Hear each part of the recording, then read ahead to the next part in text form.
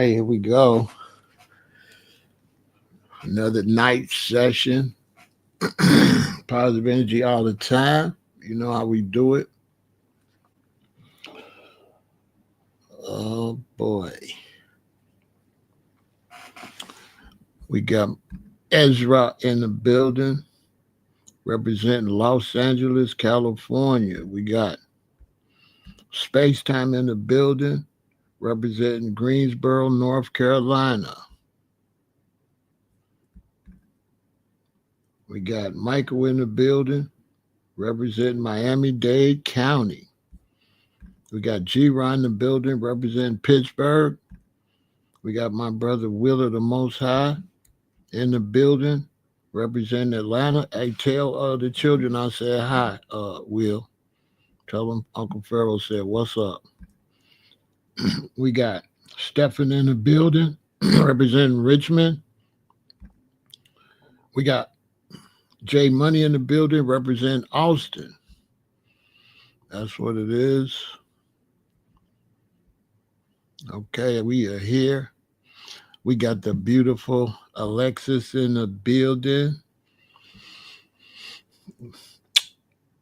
representing the entire Indiana. Hey, Alexis. We got Rosterman in the building representing Fresno, California. Shout out to all my friends in Fresno. I miss y'all. Everybody in Sacktown. Oh my God. Oakland, San Francisco, Ventura, Los Angeles, San Juan Capistrano, San Diego. And I'm forgetting some places, but you know who you are in Cali. St. Petersburg, Florida is in the building. Cleveland, Ohio is in the building. Kansas City is in the building.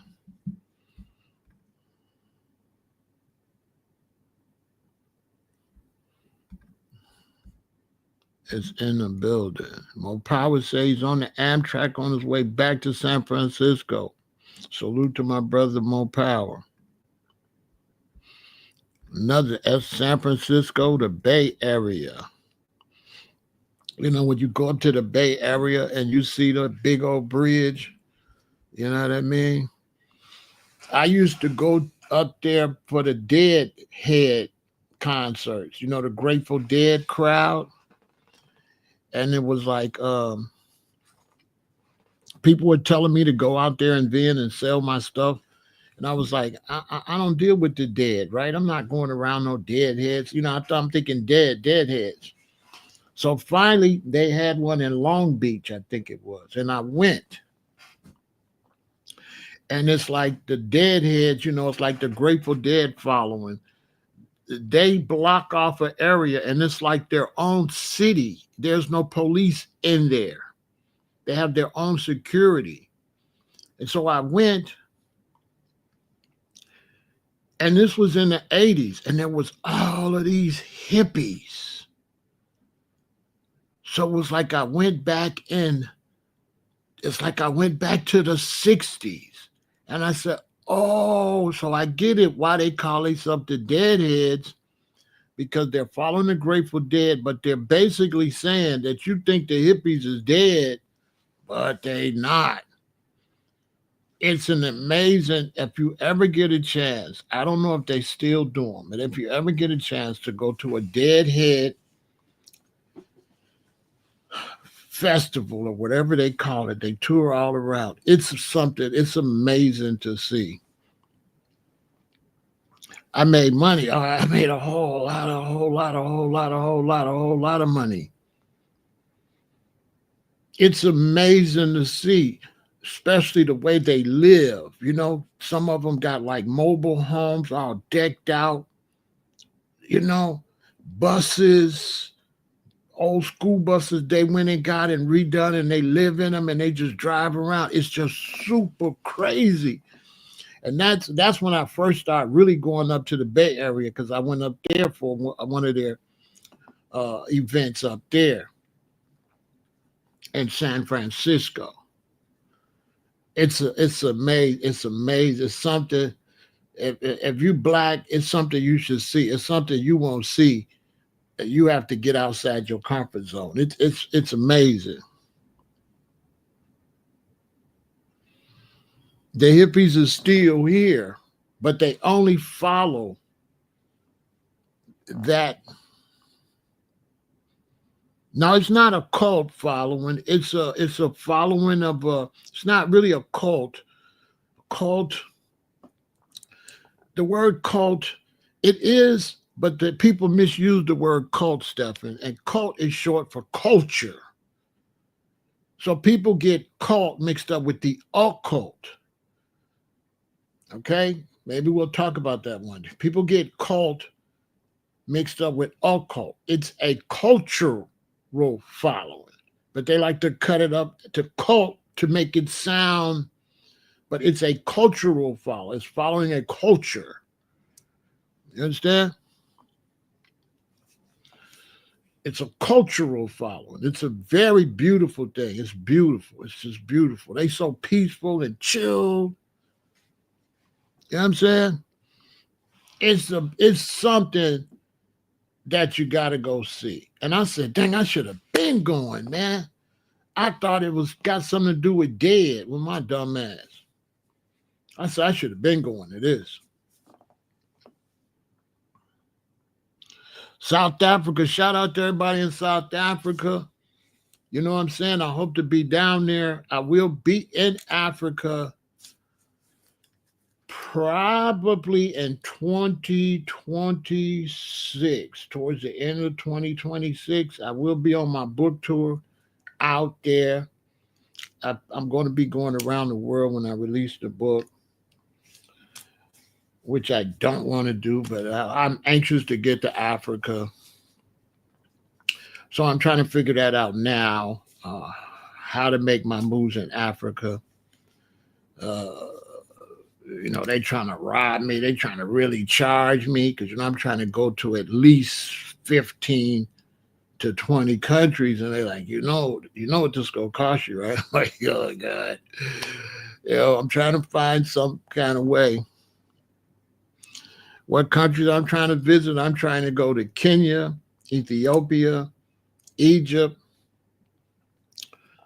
Senegal, Ghana, uh, Nigeria. What's the other one over there on West Africa? Not Senegal or Ghana, the other one. I forgot the other one. I'm trying to go to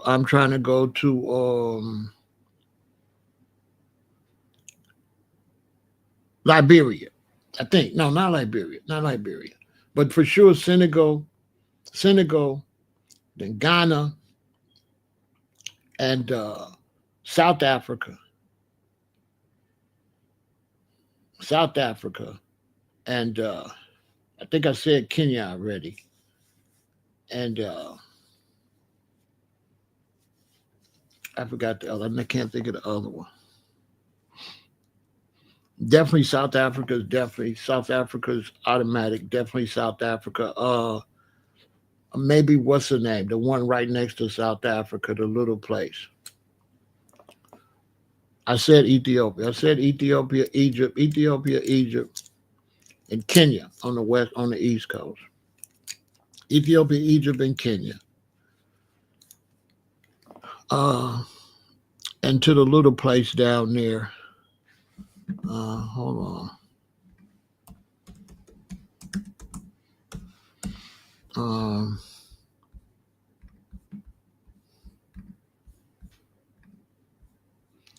Um,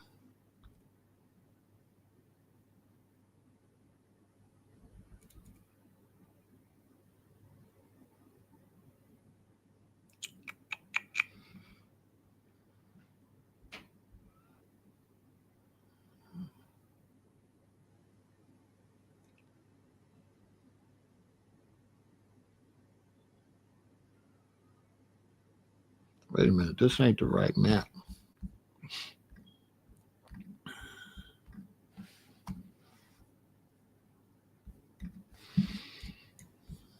anyway, I'm trying to go to a few countries. I haven't gotten it all planned out yet, but the ones I named are definitely for sure.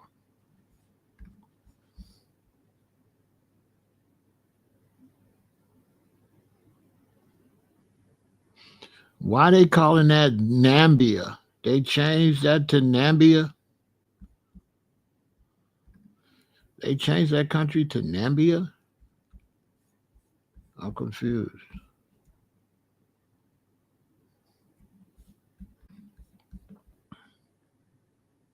Well, Zimbabwe, I think, but they changed that. Well, oh, it's not a country. It's in South Africa. So I'm gonna go to Swaziland, but that's not a country. Swaziland, Zimbabwe, Kenya, Ethiopia, Egypt, Senegal, Ghana, Nigeria.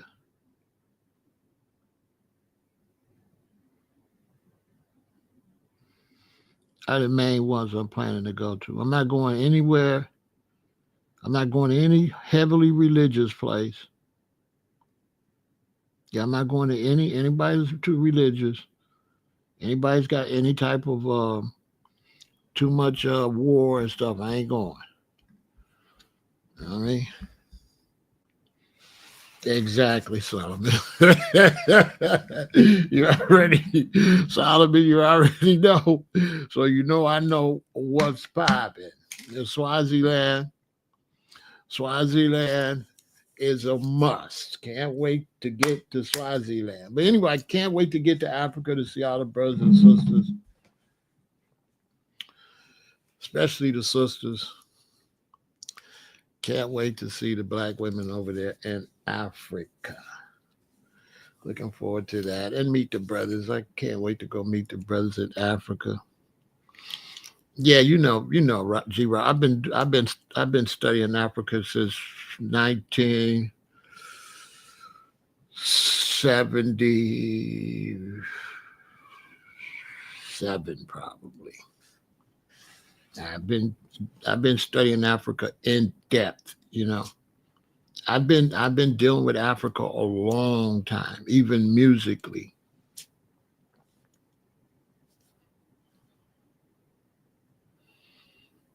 Even musically, I got albums from Africa. So Trump is about to deploy National Guards to Los Angeles.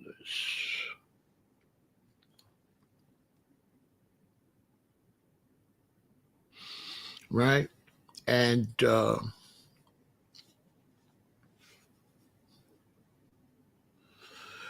not Pharaoh, way back before then. Hold on.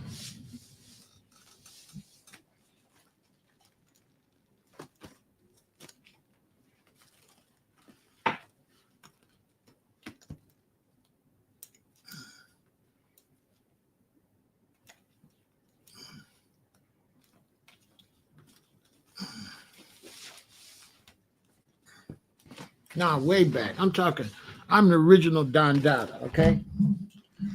That's baby stuff, Pharaoh. Now I'm talking about Osabisa. I'm talking about Osabisa. You're talking to the super OG right there. I'm talking you Masakela. Yeah, I'm talking you Masakela Osabisa that had some of the best artwork, when it comes to albums, okay? Yeah, I'm not talking Fela. Nah, I'm talking original. Okay, I'm talking original. Okay, I'm talking Osabisa. What you know about Osabisa? You understand? You feel me? I'm not. I'm really in the game. Like really, really, really. Okay. Nah.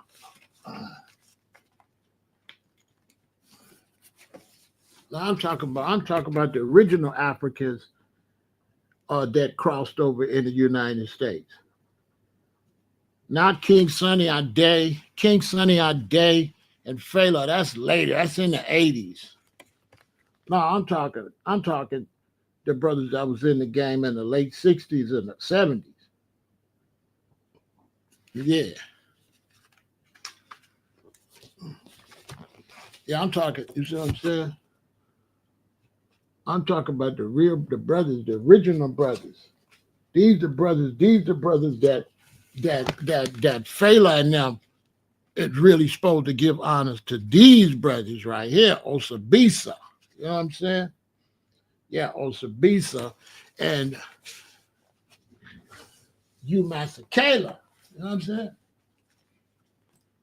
Okay. So when you watch me, you know what I mean?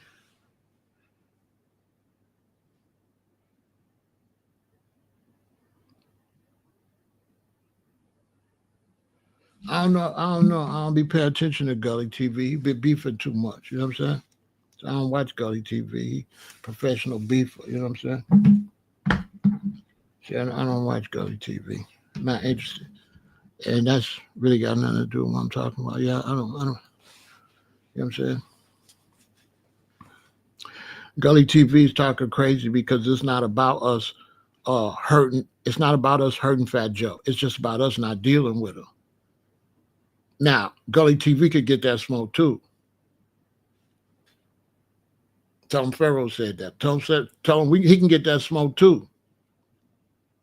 We can cut him off too. But we can't cut him off from YouTube because YouTube is worldwide. We just cut him off from us. See, we don't want the world to stop messing with Fat Joe. We just ain't messing with him. It's just that simple. We just don't want him in our realm. And so Gully TV talking crazy. He just talking out his neck. He just talking. They a professional beefer. Don't nobody watch. Gully TV is a professional beefer. He just beefing. Nobody watch him, especially me. I'm a vegan. You understand me? So back to something more positive, and then let me get him out of here. Like I'm saying, I'm not gonna respond to him. He ain't. I'm not responding to him. He's doing that for clout. He's trying to.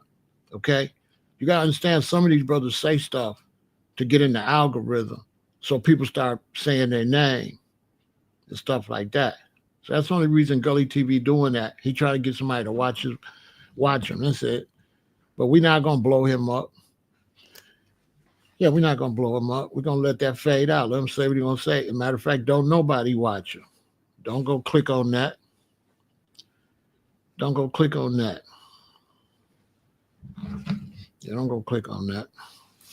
But Trump deploys the National Guard to Los Angeles.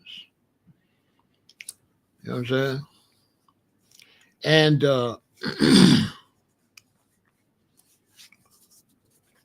it's gonna get ugly. It's definitely gonna get ugly. Uh, uh, Buckle up your seatbelts. It's something I'm gonna probably be talking about for a little while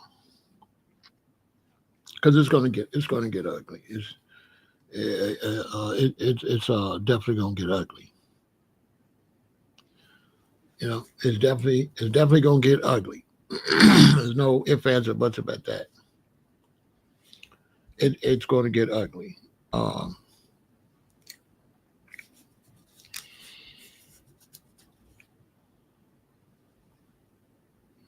the Marines are coming. Yeah, the military's coming. Yeah, the military's coming. The military's coming. The United States military is coming. It's going to get ugly. And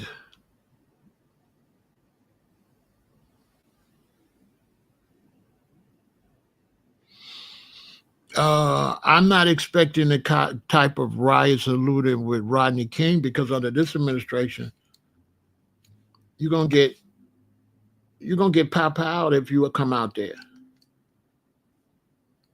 Yeah, they're gonna have curfew, and if you come outside, you're gonna get laid down. This is not the '80s. And this is not the 90s. It's 2025. And if you play with the Trump administration, you're going to get laid down.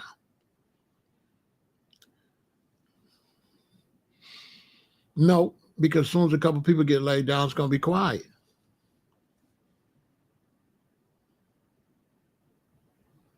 It's going to be quiet as a church mouse. Nope, nope, nope. They're going to go in the house. They're going to go in the house. They're going to disappear. A lot of people are going to leave. Hispanics are going to leave California. They're going to leave. Just recently, ICE raided a school with a bunch of children. When they raided the school, all the parents ran and left their children because the children was legal citizens. Ran, left their babies there.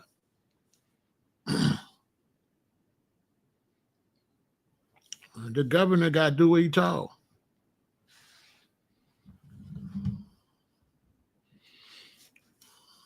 That's why. The governor got to do what he told. When the president say move, it's a wrap. It's a wrap.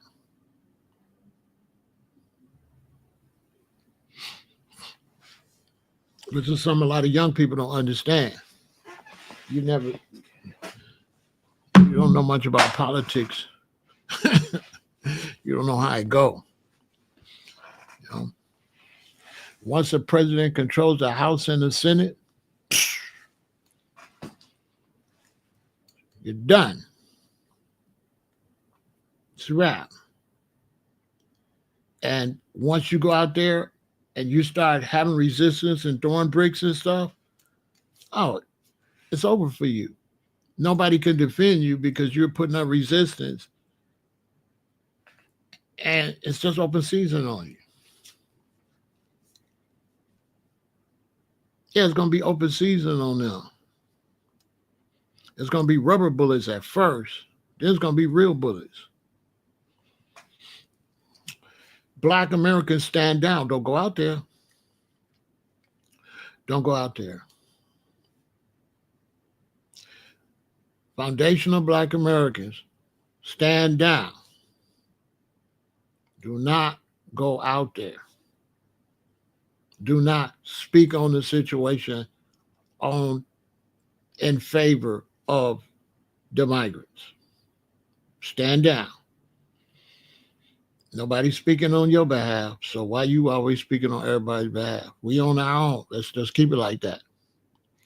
We on our own. We've been on our own. And when people get in trouble, let's keep it the way it is. You know what I'm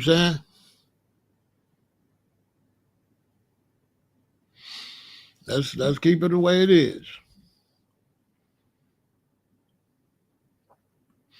Stand down. If we ain't got no friends, well, then we don't need no friends. Okay?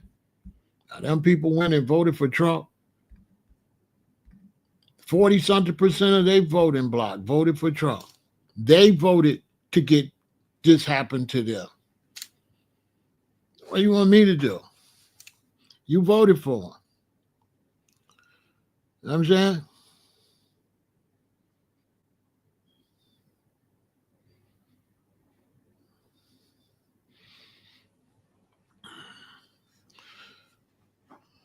Listen.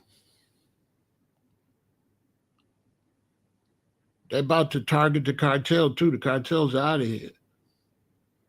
See, a lot of people don't know what's going on. This is just step one. I've been talked about this.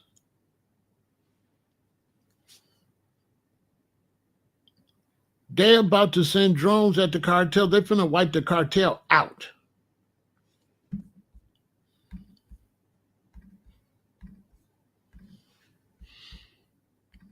The cartel is finished.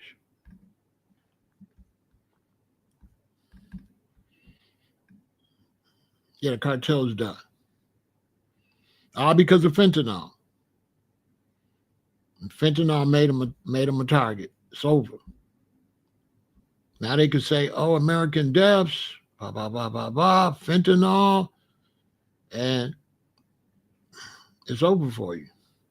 You're going to be looked at as sending straight murder to the U.S. It's a wrap.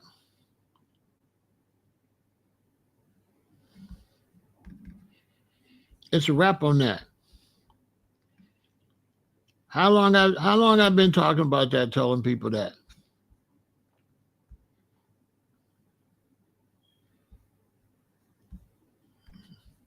I've been talking about that so much.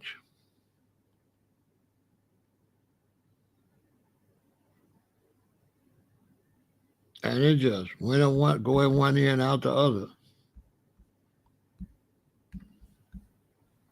I talked about all this stuff before. I talked about this. When did I talk about this? When Lindsey Graham got out there and laid out attacking the cartels and talk about sending drones to wipe them out. This was last year. They start putting this in. They start putting this in play.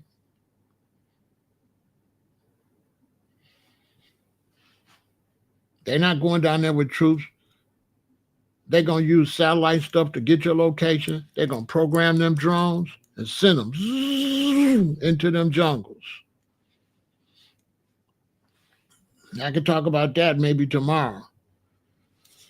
You see how the Ukraine destroyed like $8 billion worth of Russian equipment with drones? And now Russia stepping up their drone game. And then America military just had that meeting and they was asking the U.S. military when they gonna step their drone game up. Like that just happened. That just happened this past week where they called all the military and they said, "What's up with our drones? We need some drones." Once they seen the Ukraine decimate so much of the Russian military with them drones, and they went back and did their research and found out that China's got this big drone. Everybody got these drones, and America ain't got no defense for them. They panicking. War is going to drones. War is going to drones.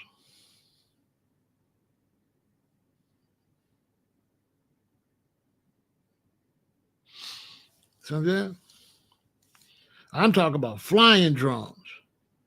I ain't talking about America's behind. They trying to step that game up. So this is what the tariffs shut everything down and rebuild. Shut everything down, run everybody out the country, provide jobs for the Americans in the country. That's what they own. That's what they really own. That's what Trump and them is really on. They're like, everybody get out. If you're a U.S. citizen, get out. Okay? But who going to do the work? Don't worry about it. Get out. We'll figure that out later. You just seen the white family saying they ain't gonna be able to get their crops. They ain't gonna be able to harvest their crops because all their employees left.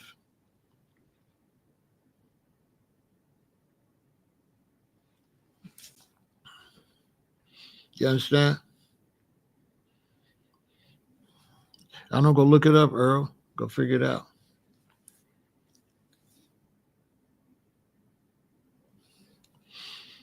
Yeah, they're gonna use it on them. Yeah, Abraham, he's done. He's out of here. Yeah, he's done. Yeah, he's finished. Yeah, he's done. I've been said that. Nobody wanted to hear it. He's done. They're gonna wipe him out. Burkina, yeah, they're gonna wipe. Nobody likes me because we live in the world. We live in a world where We live in a world where people don't want to hear it. They want to hear fake stuff. You know what I'm saying? It's the kind of world we live in. Like, we live in a world where you want to hear something positive, even if it's not going to happen, but you want to hear positive talk. And if you say something realistic that's not, doesn't fit the positive ideology, nobody wants to hear it. They want you to speak positive, whether it's real or not.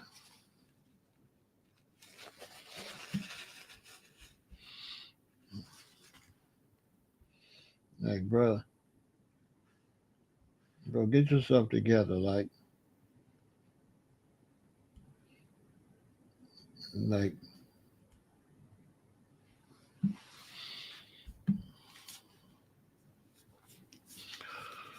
so yeah, this situation is definitely gonna get out of hand. Uh, because see, I understand a lot of people young, so they don't know much about administrations, and they just think a different administration. They don't know what that means. But when you get a different administration, and then they get so much power, then you're under a different system. And so, like, if Trump is the president, and he only maybe controls the Senate, but he don't control the House, then you're not totally under his regime. But under this situation where the president is Republican, the House is Republican, and the Senate is Republican, now you have a regime that doesn't happen much. You can't think of when one party controlled all of that. And so a lot of young people really don't understand what all that means. When you mix that with population decrease with European Americans, when you mix that with uh, um, people working for low wages and ruining the economy, because that's all migrants are doing, are ruining the economy because they're working for peanuts. And you can't run no country when you got a bunch of people working for peanuts. Then that means everybody else can't make no money. That lowers the standard. So anytime you could get free labor and basically slave labor, so anytime you could bring people in, have people come in the country, they don't have citizenship. Now you could use fear to make slaves out of them. And then that's what's happening to a lot of Hispanics, Latino, everyone you want to use. They come to the country illegally. And so now if you work for me, you better be quiet or ICE will come and get you. You know what I'm saying? Like, we not doing none of that. Like some of y'all, you know what I'm saying? We're not doing none of that over here. Yeah, we're not doing none of that. This is not what we're talking about.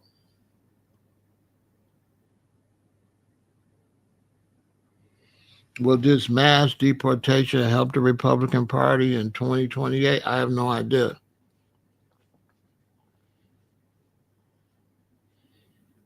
I have no idea.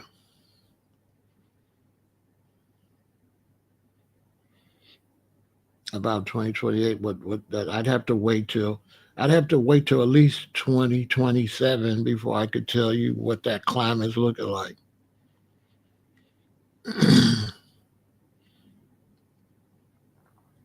What I can say is over the long run it's going to be better for the country.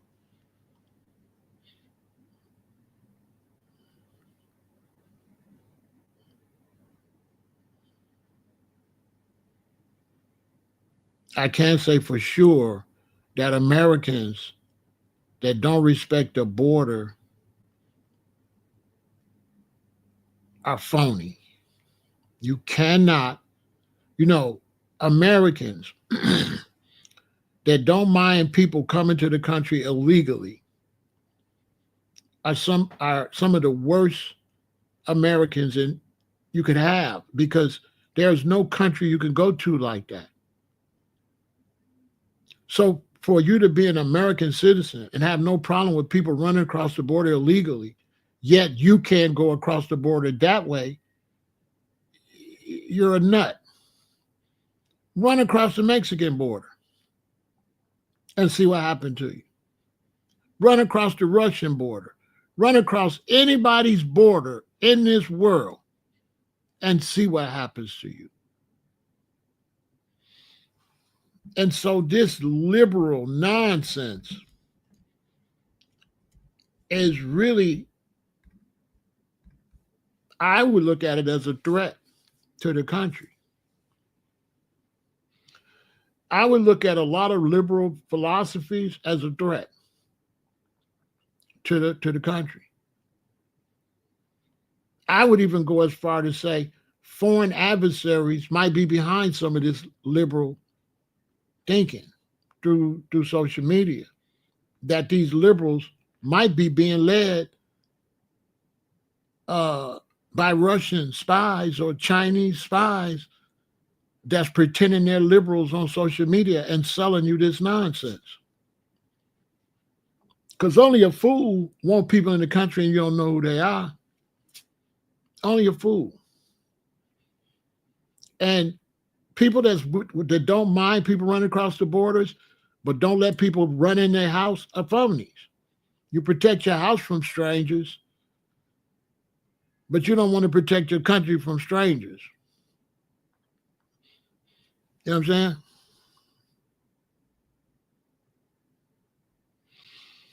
So the liberal concept, I believe, is being manipulated by enemies of these countries.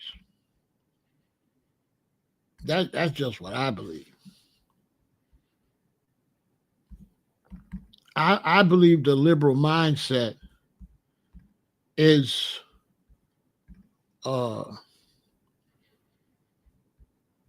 anti-government. That's just what I believe.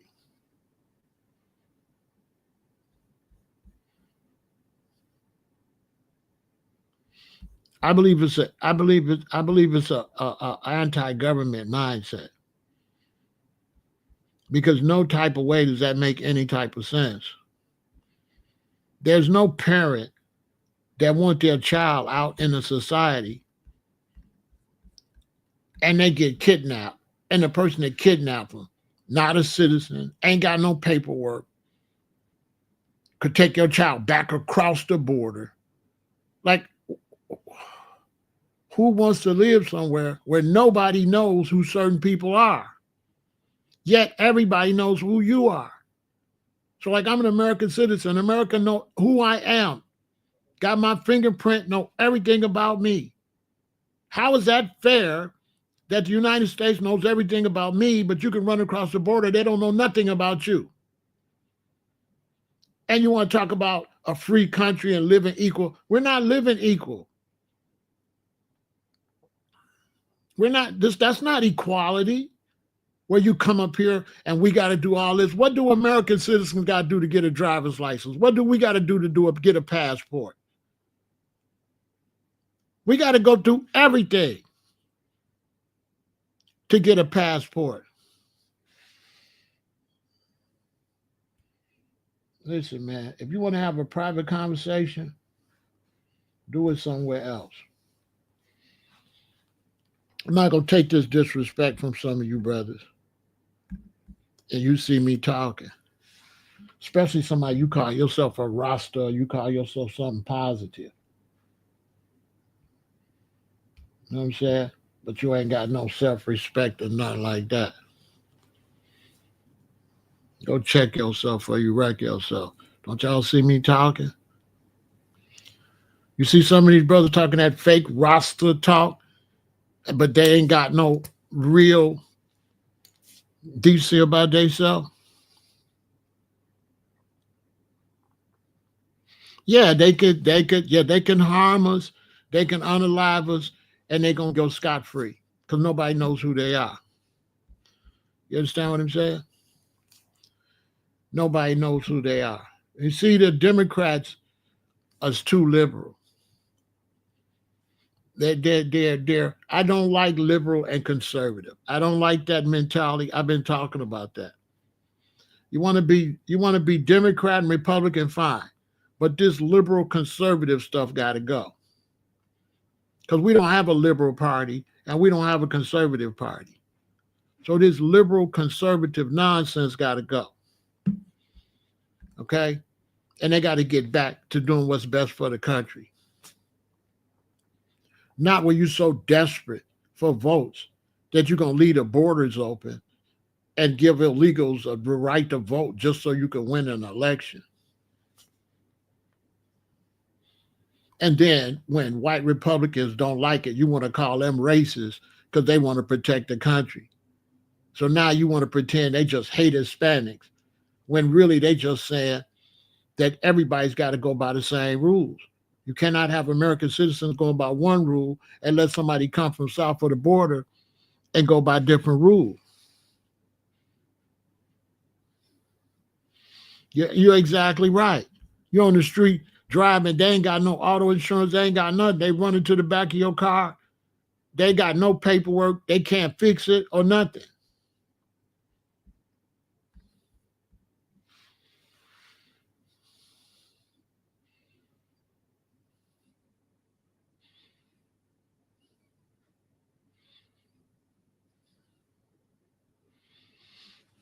I have no idea who is this, Bernice King? Is this the real Bernice King?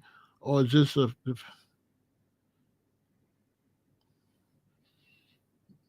NPD dirty working with Desiree Perez, Governor Gavin say thank you to Jay-Z? I have no idea what you're talking about. It seems personal and it don't seem like its own subject. But if you had to get that off your chest, that's cool. But you ain't making much sense, okay? I guess you had to get that off your chest.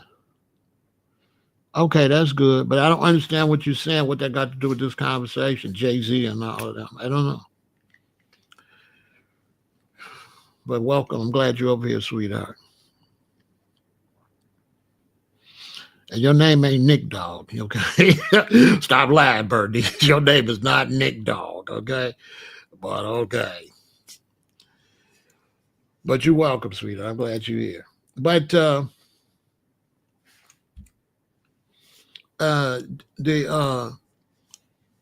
yeah, it's a problem. You understand? And it's a problem that's been going on for a long time that they have to correct. They have to correct this problem. You understand? You can never put anybody above your American citizens that have been here for generations. So if you're trying to provide any type of jobs or you're trying to provide anything, oh, okay, I got you, sweetheart. Okay, okay. All right, Nick Dog, I got you. I got you. I got you. I respect that. You know what I'm saying? The streets run stuff. I got love for you, baby girl. You know, I got love for you.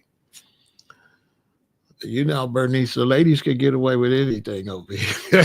I'm prejudiced against men. ladies, ladies get away with anything over here, Bernice. So you can get away with anything, sweetie pie,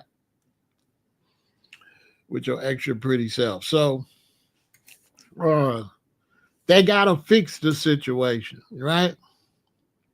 They have to fix the situation. It's first, I go through immigration and become a citizen legally. Because it's also not fair to the people that's going through immigration legally to go through all of that, to have to take a test to become citizens. It's not fair to them.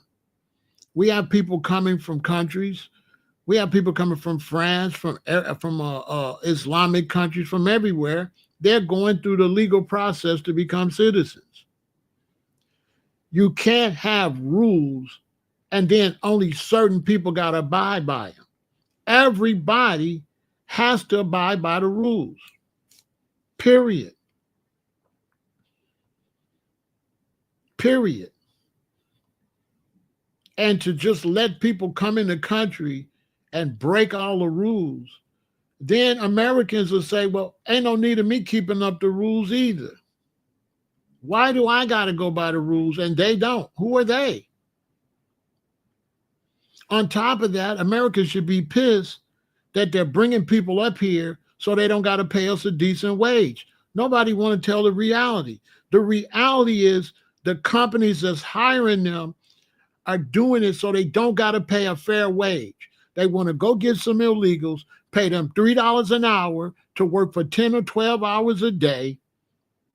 And they know that American citizens, they got to pay us a legal wage. So every company that hired them should be shut down. Should be shut down. If you can't pay a legal wage, then you don't need to be in business. So Trump is not as bad as I am, because if I caught illegals at your job, at your place, I'd arrest them and I would shut your business down and I would take away your permits, your license, and everything. You are out of business. If I was the president, you would be out of business. I don't care who you are. And we'll take your business and we'll auction it off to somebody else that want to run it correctly.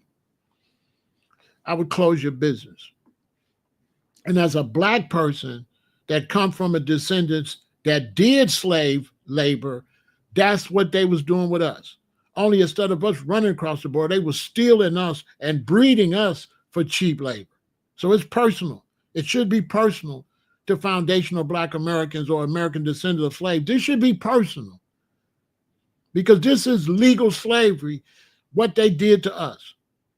Our slavery was legal too. Our slavery was legal until the Emancipation Proclamation. It was legal to have us working for nothing. And it's legal to let people come up here and make slave wages so that you don't got to pay Americans to do the job. And that stuff that they making, they still charging us full price. So they charging us full price, which should include wages, but got people making it for that. There is a minimum wage. And if you have a business and you don't pay at least minimum wage, that is illegal and you can go to prison. Minimum wage is a federal law. It's a law that you can't pay no less than this. And these companies got these people, like here in Chicago, they had a bread company and they was working them people 10 hours a day. They got 2 or 3 15-minute breaks and they was in there making the bread and everything. On top of that, these people are not going to be clean. They're not going, if they're not going by the rules of the country, what make you think they're going through the sanitary rules? Look, let's take a break. We're going to break it down. Welcome everybody to the channel. Make sure you go and subscribe to Pharaoh Said That Live.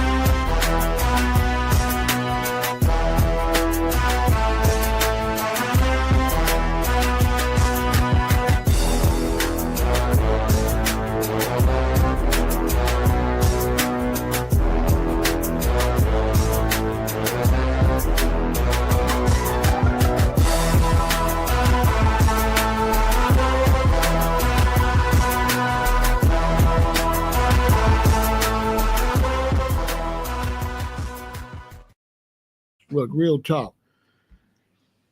I lost my hustle and went to jail because of illegal Mexicans.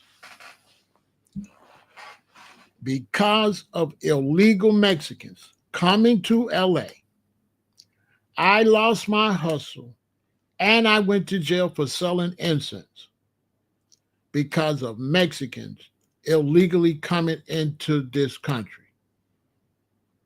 Now, let me explain. When I got to LA, some brothers were selling incense. They showed us how to get the sticks, get the oils, make our own incense, package them. They said, you can sell them, but you got to find your own place.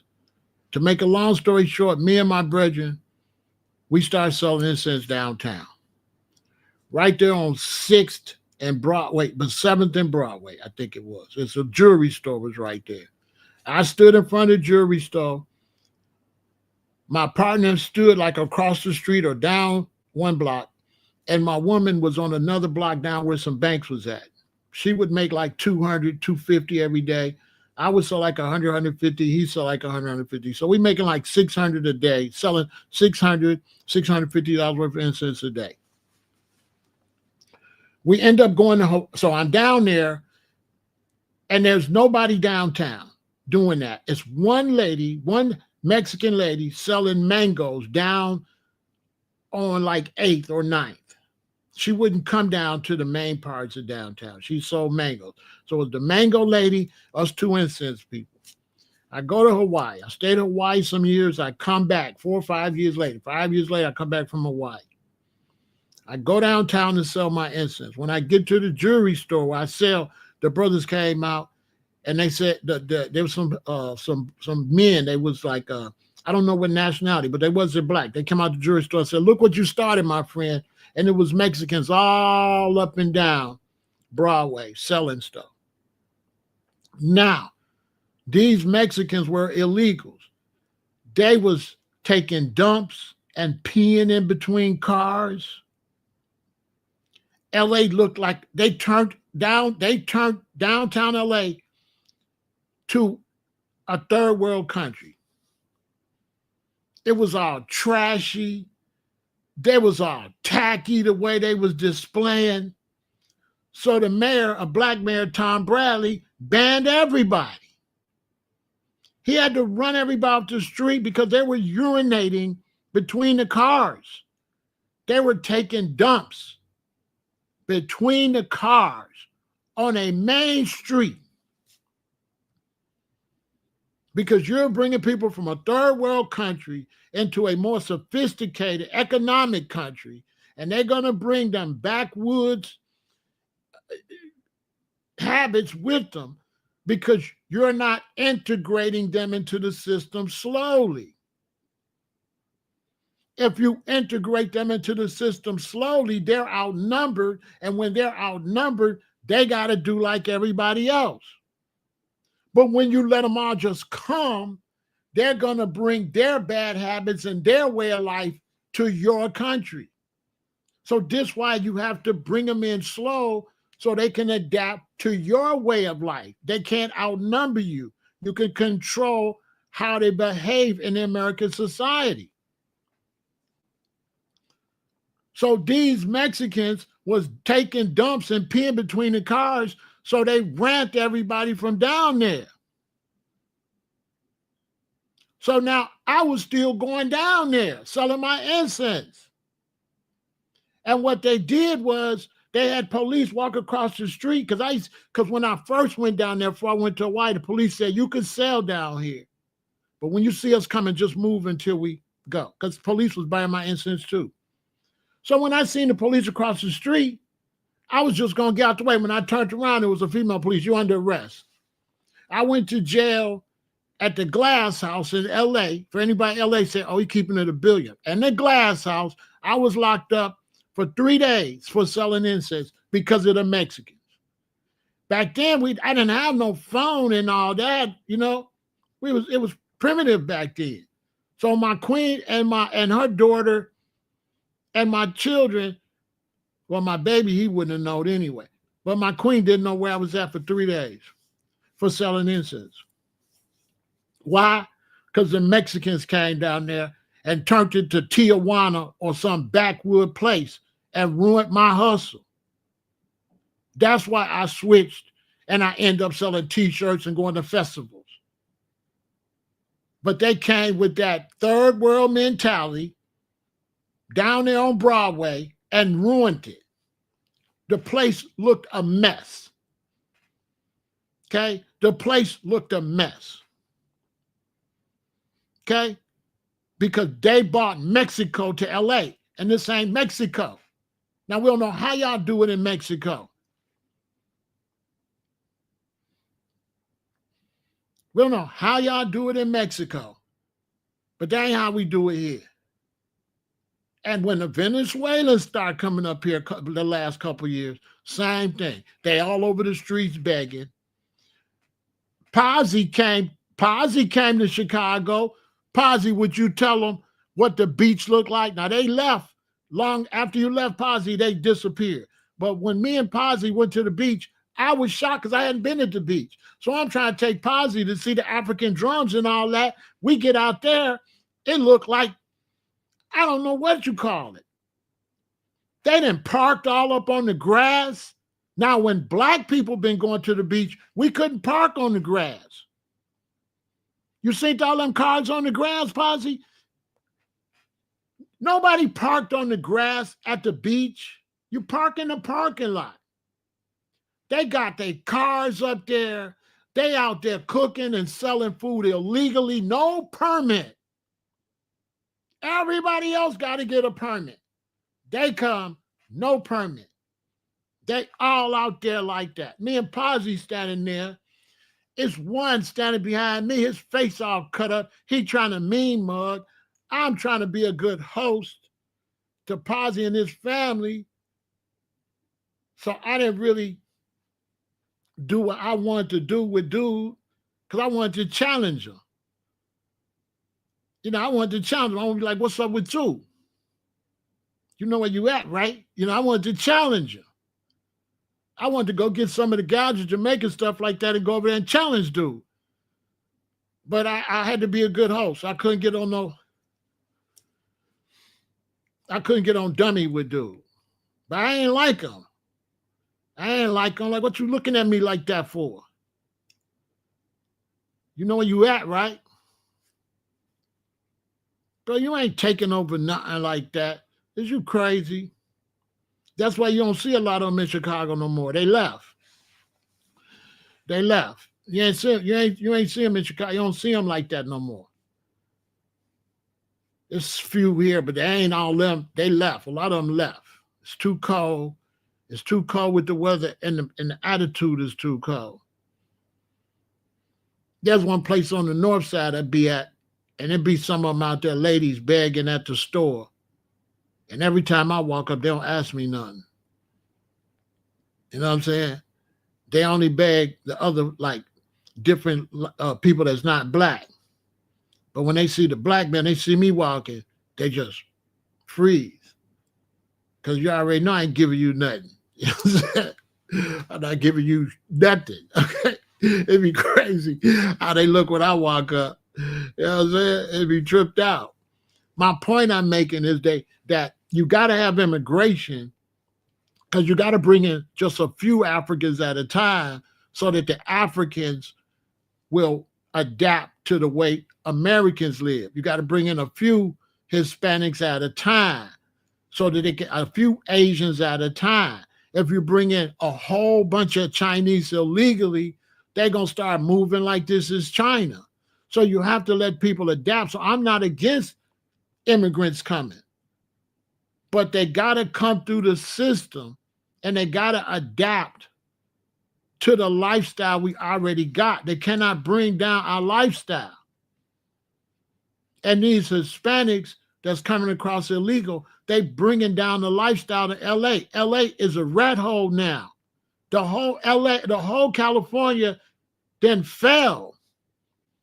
San Francisco, raggedy, nasty. Oakland, nasty, raggedy. Hollywood Strip, where the Hollywood is nasty now. It's homeless people everywhere. The whole way of life has gone down because you're bringing in a lot of people before you take care of your people. It's like a person that's got 3 children and then they go adopt 10 children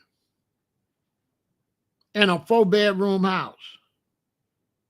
And they bring them children in. So now their children's standard of living go down. Everybody's standard of living go down because you only got a 4-bedroom house and you brought in 10 more people and you barely feeding yours. And that's America. America's barely feeding its children, barely taking care of American citizens, barely. But they bringing in more. And that's one of the problems too, Black, because they do a Democrat-Republican.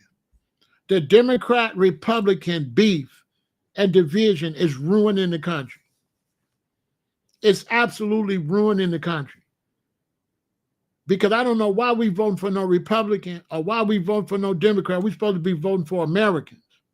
You're supposed to get your vote based on what you bring to the table, not based on what party you on. That party stuff got to go. They got to get back to the business. Now they got the young generation. They got y'all stuck on conservatives and liberals and Democrats. They got y'all stuck on that. You understand? When I was coming up, you had Democrats and you had Republicans, right? And you, out of the 2 parties, you had what they call moderates. And moderates, right, were the ones that basically went for the same thing. So the country used to be ran by moderates, which are Republicans and Democrats that try to meet each other in the middle. Now you got extremists. You don't have no moderates. You got nut-ass Republicans way over here. They crazy. Don't try to act like Republicans is nuts. And Democrats way over here, nuts. So both parties is lunatics. Extremists on both sides. This one want everybody LGBTQ, and this one don't want nobody LGBTQ. This one don't want to shut the whole border down, and this one want to open the whole border up. Nuts.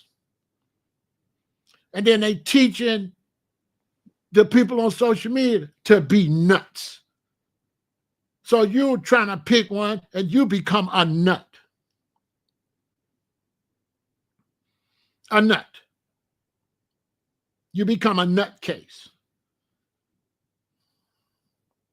And that's what we got. Nuts on both extremists. We don't have any more moderates. And you cannot run a country without moderates. You have to have moderates. You have to have people in the government that's willing to work together to get something done. Okay? You have to. Extremists can't get nothing done. So this, when it gets to the point where you got that, anytime Trump do something good, no Democrats is going to say that's a good thing. Anytime he do something bad, no Republicans is going to say it's a bad thing, which is crazy. I'm willing to give Trump respect for when he do something right, and I'm willing to criticize when he do something wrong. I'm willing to give a Democrat president respect when he do something right, and I'm willing to criticize him when he do something wrong. None of this stuff, because I'm not a Democrat or a Republican. I just vote for who I like. And so that's another thing I reject. Just because I vote for somebody that's a Democrat does not make me a Democrat. Just because I vote for somebody that's a Republican, stop calling me a Republican. I'm not a Republican. I just like this one or I just like that one. But now, y'all, they sticking us with a whole party. So you're a young white person or older white male, and you feel like Trump's going to help the economy, so you vote for Trump. Now they call you a Republican. You ain't no damn Republican. You just like Trump. You don't even know the Republicans. I don't even know no Republicans. I mean, the only people we know is the people in our state or in our city. That's the only Republicans I know. Only Democrats and Republicans I know is Illinois governors and senators and mayors. And that's all. I don't know no Republican from Arizona. I'm a Republican. I don't know dude. I don't know him. I don't know none of these politicians in this country. So how can I be a Republican? I don't know no Republican politicians. How can I be a Democrat? I don't know them. I don't know no Democrats. I don't know nothing about them. I only know what's going on in Chicago, Illinois, and Cook County. That's all I know. I don't know nothing about no Republican dude in New York or wherever, or Philadelphia. I don't know this guy. Why you saying I'm on his side? I don't know him.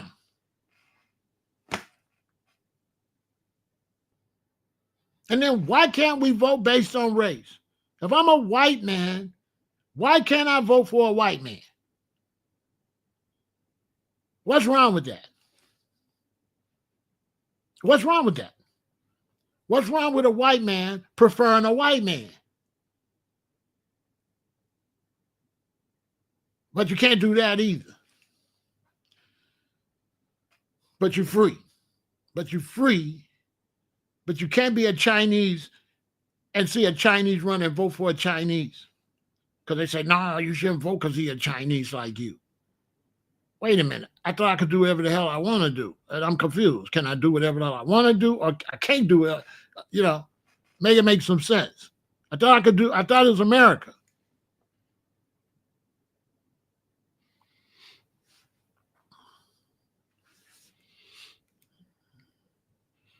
Make it make some sense. And so now with this whole liberal nonsense and with Sleepy Joe in there, not minding the store, they let all these people come across the country.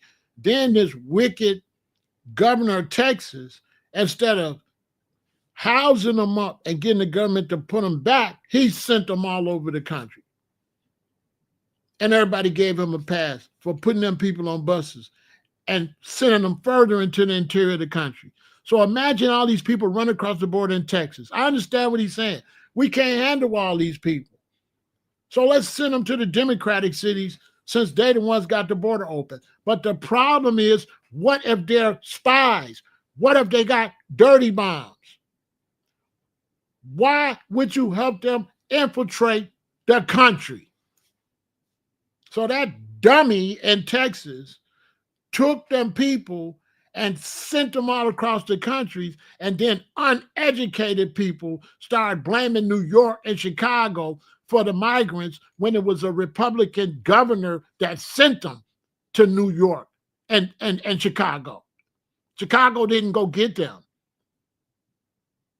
Chicago got nothing to do with that. A Texas Republican governor sent these people all over the United States, which is treason. Treason. He spreaded them. So if they would have had some kind of disease, that fool would have made sure we all got it, instead of keeping it isolated in Texas where somebody can come and do something about it.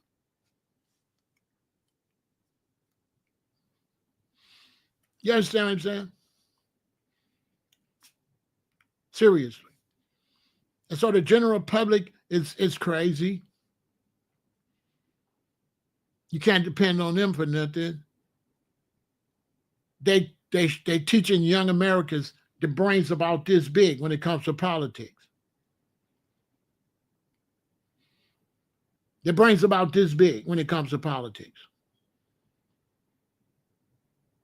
Because to younger Americans coming up all the way up to 30 or 40, politics is something you argue over. So they're willing to argue over which politician they like. They don't want to discuss cost of living. They don't want to discuss food prices. Nobody's discussing that. You want to argue over Trump or Harris or this or that or Republican, but the real issues, you ain't saying nothing. Because the real issues be supposed to be put to the fire no matter who is the president. So I don't understand this.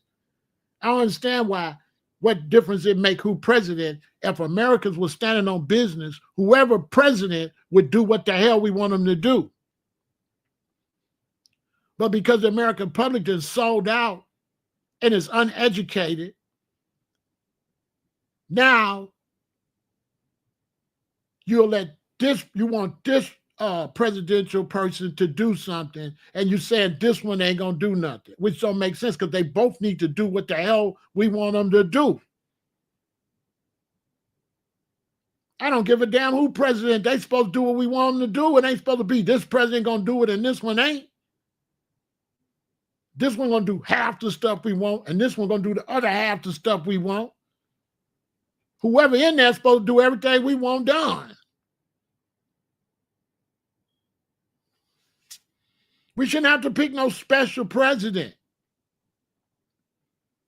for the basic stuff. Now, they can have little differences, but it can't be the differences that really make a difference in our lives. So now, because everybody was so divided, now your white Republicans losing their farms because all the migrants left. The lady got the cattle farm. She don't know what she gonna do because all the migrants left and her husband can't do nothing with the cattle farm. All of these people that's got all these farms and growing all this food and got this, they don't know what to do. These white Republicans that own these businesses is out of business because they had migrants doing slave labor and now they slaves left. Now they crying, what am I do without my slaves? Trump done ran away my slaves. Basically. The reason nobody talked about Cornel West because he's a nut and he's not qualified to be no damn president. He needs to sit his goofy ass down. Cornel West is not qualified to run no country. I wouldn't let Cornel West run a nursery school. I wouldn't let him run a kindergarten class. Cornel West, you ever heard him talk? He's all over the place. He's a nut.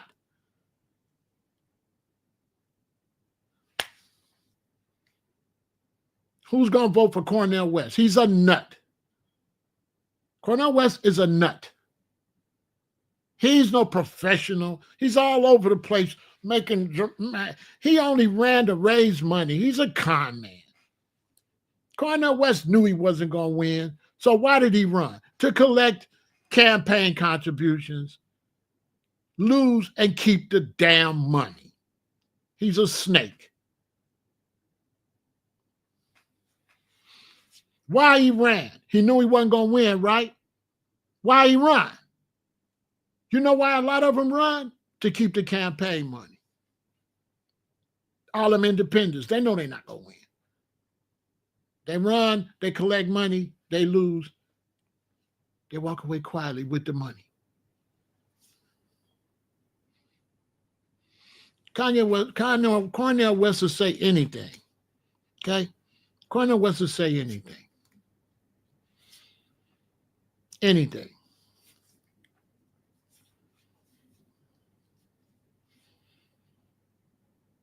He'll say anything.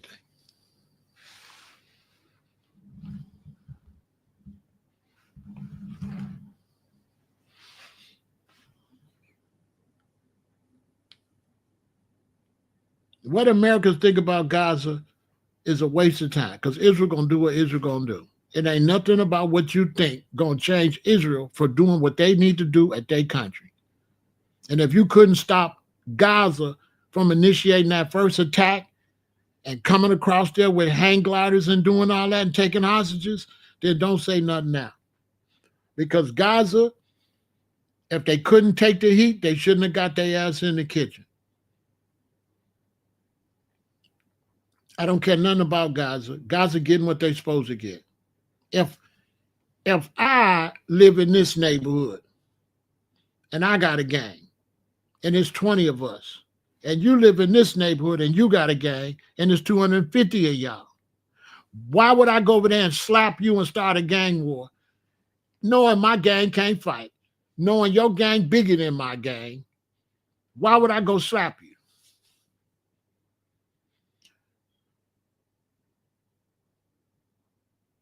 I'll go a step deeper.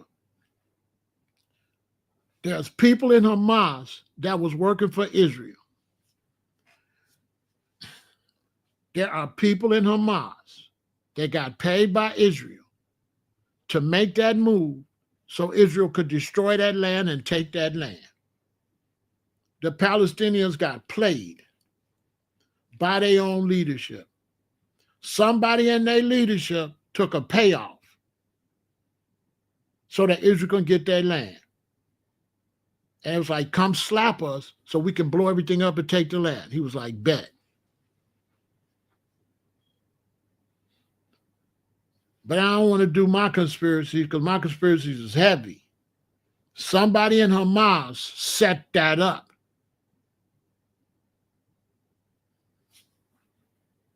Why would you attack them? Why would you do a half-ass attack like that, knowing they're going to blow your ass to smithereens? Make it make some sense.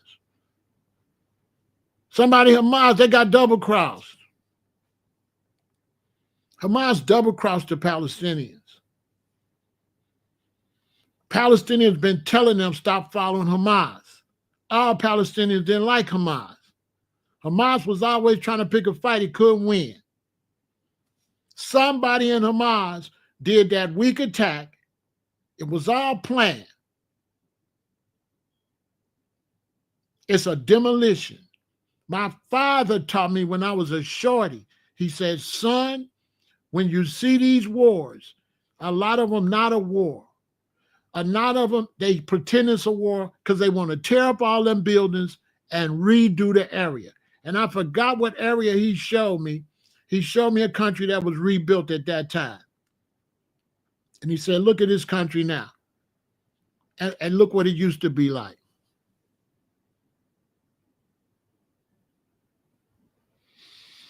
La Raza is going to get chased out the country butt naked. La Raza ain't on nothing, because if La Raza was on something, they would make sure they people get paid a fair wage, and they would have made sure that too many people didn't come to mess up what they got going on. So La Raza didn't take care of La Raza business, let all kind of people run the border and crowd them out and got them in hot mess. La Raza ain't standing on shit, because your people picking oranges and picking fruit for $2 an hour. I don't want to hear that La Raza stuff. Y'all are weak. Your people is slaves. Your people are slaves in the United States working for sub-minimum wage. My Hispanic friend that worked at the car wash, that man got him working for 10 hours a day. Him and his wife, underpaying him. I tell you something else. La Raza is pimping their own Hispanic people. Yes, Hispanics want immigrants to come across legal, because then they hire them and they don't have to pay them nothing. So it's Hispanics pimping Hispanics, getting cheap labor out of so-called La Raza, since you won't smoke. La Raza is the one pimping Hispanics. Yeah, for cheap labor. If you go look at all these sweatshops where La Raza is working, La Raza owns the sweatshop, underpaying his own Hispanic people. That's a fact. That Hispanics are underpaying Hispanics, and that's why they want them to come for cheap labor. They don't even pay their own people no decent wages. So don't come over here if you don't want no smoke. Don't come over here. You get your feelings hurt. Because the man I'm talking about is a Hispanic man pimping my friend, got him working at the car wash 10 hours a day. And you know what he tell him when he complained? He said, do what I tell you, I'll call ICE. Hispanics are calling ICE on Hispanics when them Hispanics don't do what they told them to do. Yeah. They calling ICE on their own people. The legal ones are pimping the illegal ones. The legal Latinos, Hispanics are pimping the illegal Latino Hispanics. It's a fact. Yeah, go sit down. Yeah, go sit down, Mr. La Raza. Because I live in Chicago, and La Raza is shooting La Raza. La Raza not shooting us. Latin Kings is shooting Latin disciples. I'm going to just keep it a billion. Y'all banging each other. So don't give me that fake La Raza stuff. I don't want to hear that.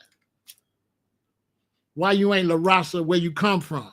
Why you ain't so big and so united in Mexico and Venezuela? Why you weak in Venezuela? Why you weak in Mexico? Why you weak in South and Central America and try to come back like you so tough, but you had to run from where you at? Nobody respect, nobody got to run. You had to run from down there. Tell that to somebody else. Y'all weak, been weak, running from one place to another place. Weak. You're supposed to stand on business in your own land. Go stand on business in La Raza territory and go stand on some business. Don't run up here and try to pretend like you own something. You ain't own nothing. And that attitude is the reason they're going to lock up a bunch of you and throw you out. Because you want to be La Raza. You don't want to be American citizens. You want to be La Raza, you got to go to La Raza land. This is the United States. We don't do La Raza. You want to be La Raza? Go to La Raza. Go to La Raza land and be La Raza and stand on business in La Raza turf. But you think you could come to somebody else's turf and push that nonsense?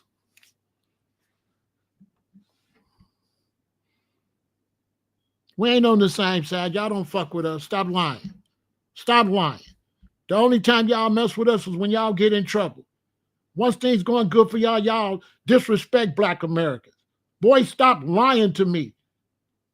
The Black and brown love has always been phony for whenever Hispanics and Latinos wanted to be Black and brown love. When they get in trouble, and as soon as they get on their feet, they forget about us. Tell that to somebody else. Now, all of a sudden, they coming at your neck. Now you want Black and brown love. Now, all of a sudden. Now you want Black and brown unity. But soon as this is over, we ain't going to hear from you no more. So now, me and you, we're not cool like that. No, we not cool. Name me a penitentiary where we cool. We beefing in the pen. We don't mess with y'all. It's the Hispanics over there. It's the whites over there. It's the Blacks over there. Tell her, go find somebody don't know nothing. We don't fuck with y'all.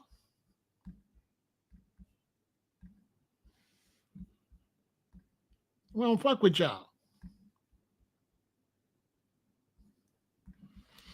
We tried. We the ones stood up for you back in the 70s and the 80s.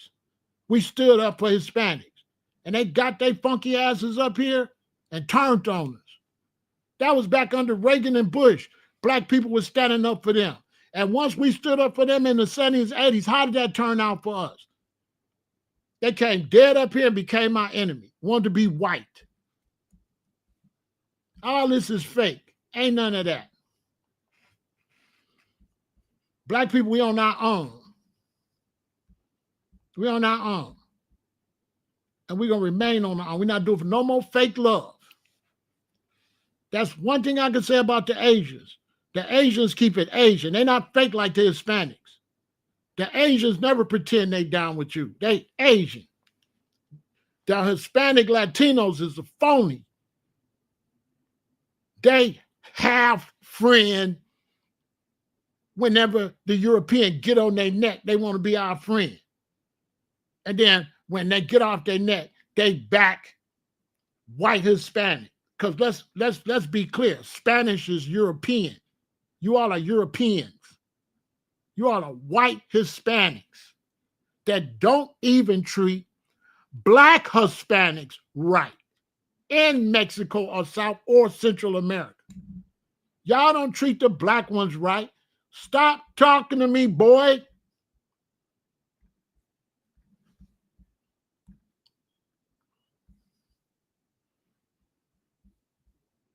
Y'all racist as hell.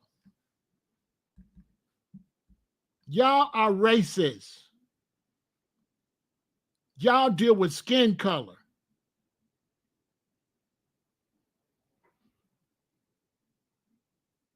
You all are racist.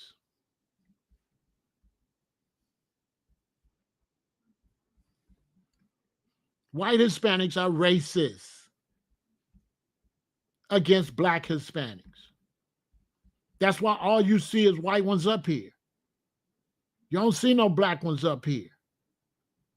You only see the white ones.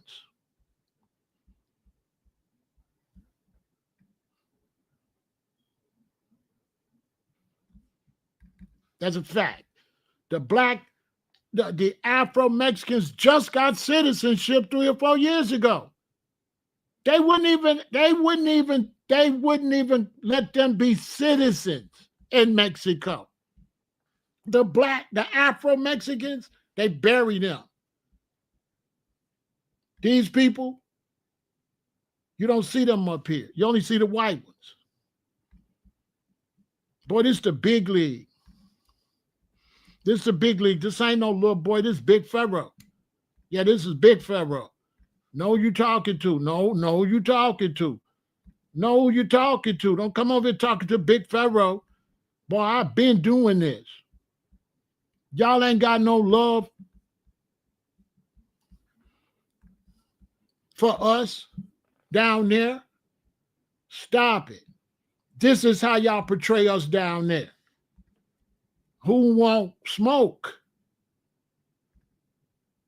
I'll tell it all. I'll tell. Okay, these people don't know all that. Okay, you didn't open up a can of worms. Now I'm going to show these people how y'all really function down there. You want me to show you these people how y'all really function in South and Central America, what y'all really own?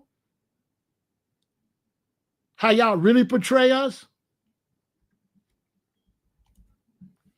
Huh? You want me to show these people how y'all really portray us down there? What y'all really own?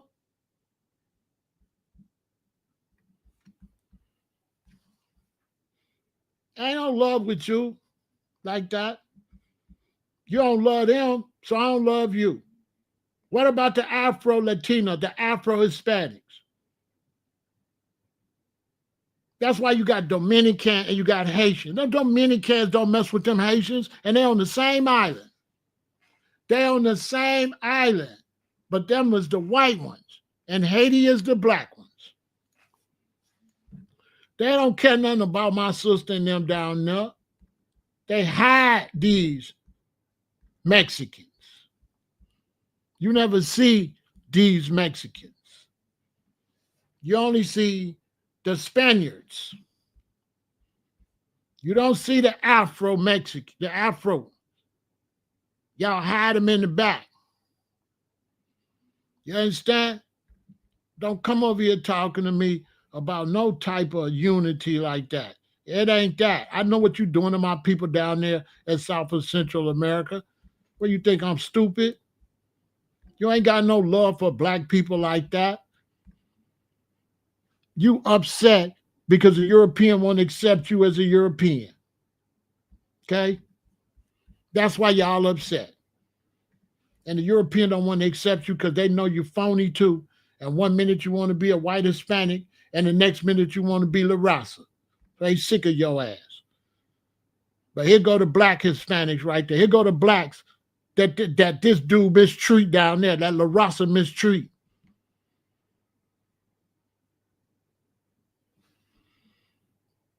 Ain't Fat Joe a funky ass La Raza?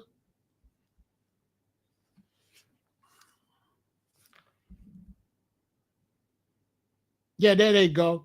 I'm the one give them love and show people they exist. I see y'all down there. I'm gonna let the whole world know y'all down there. Boy, because I'm the realest alive. Okay? Yeah, my brother and sister down there. There's my brother and sister down there that did everything for y'all. Mexico wouldn't have won shit if it wasn't for the blacks.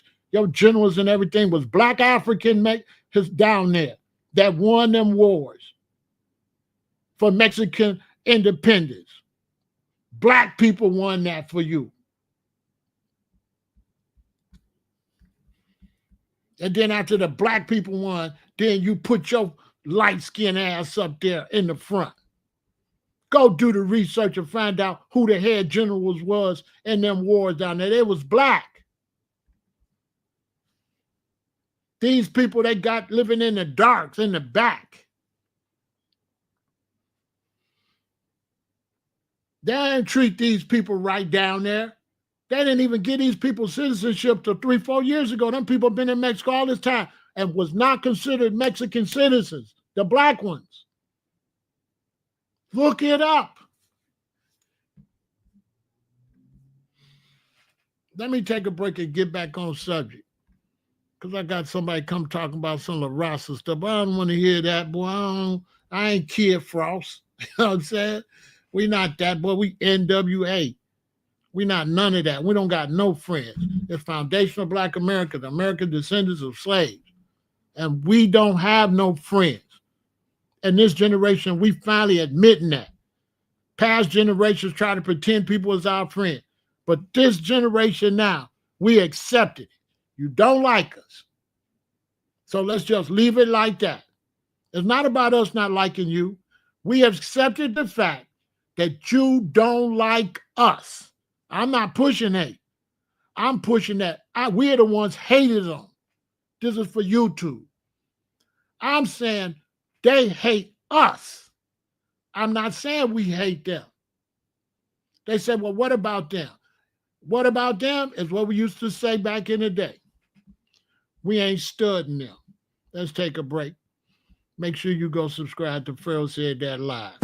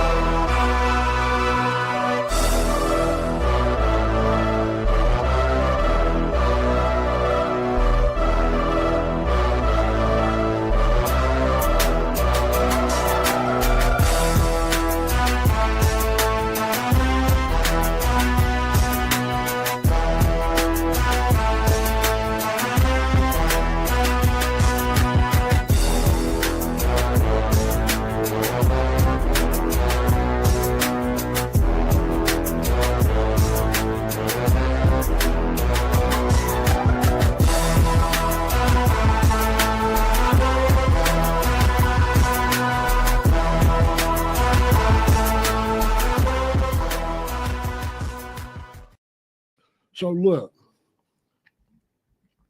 this is what the problem is. So all of this stuff finna go down to LA. Black Americans need to stay out of it. Stay out of it. Let them figure it out. Because it don't benefit us anyway. People coming up here for cheap labor, taking jobs out of the mouth of Americans, making companies be able to pay nothing to get stuff done. We want these companies to pay a decent wage. And with illegals coming up, these companies can go in business, get these illegals, and then ain't got to pay. They ain't got to pay us nothing. So these people are not good for hardworking Americans. These people are bad for hardworking Americans because they're being used as slaves. This is why they let them in and let them come in and be illegal. Because as long as they're illegal, they can threaten to deport them unless they work for free. Unless you work for $2, unless you go out and pick these strawberries and pick these tomatoes for sub-minimum wage, if you complain, they would call ICE on you. That happened right here in Chicago at a bread factory where they made bread and cookies and all that. And they had them Hispanics in there. And if they didn't do what the Hispanic supervisors want to do, them Hispanic supervisors would threaten to call ICE on them. And eventually ICE went anyway and got everybody out of there. Hispanics are pimping their own people.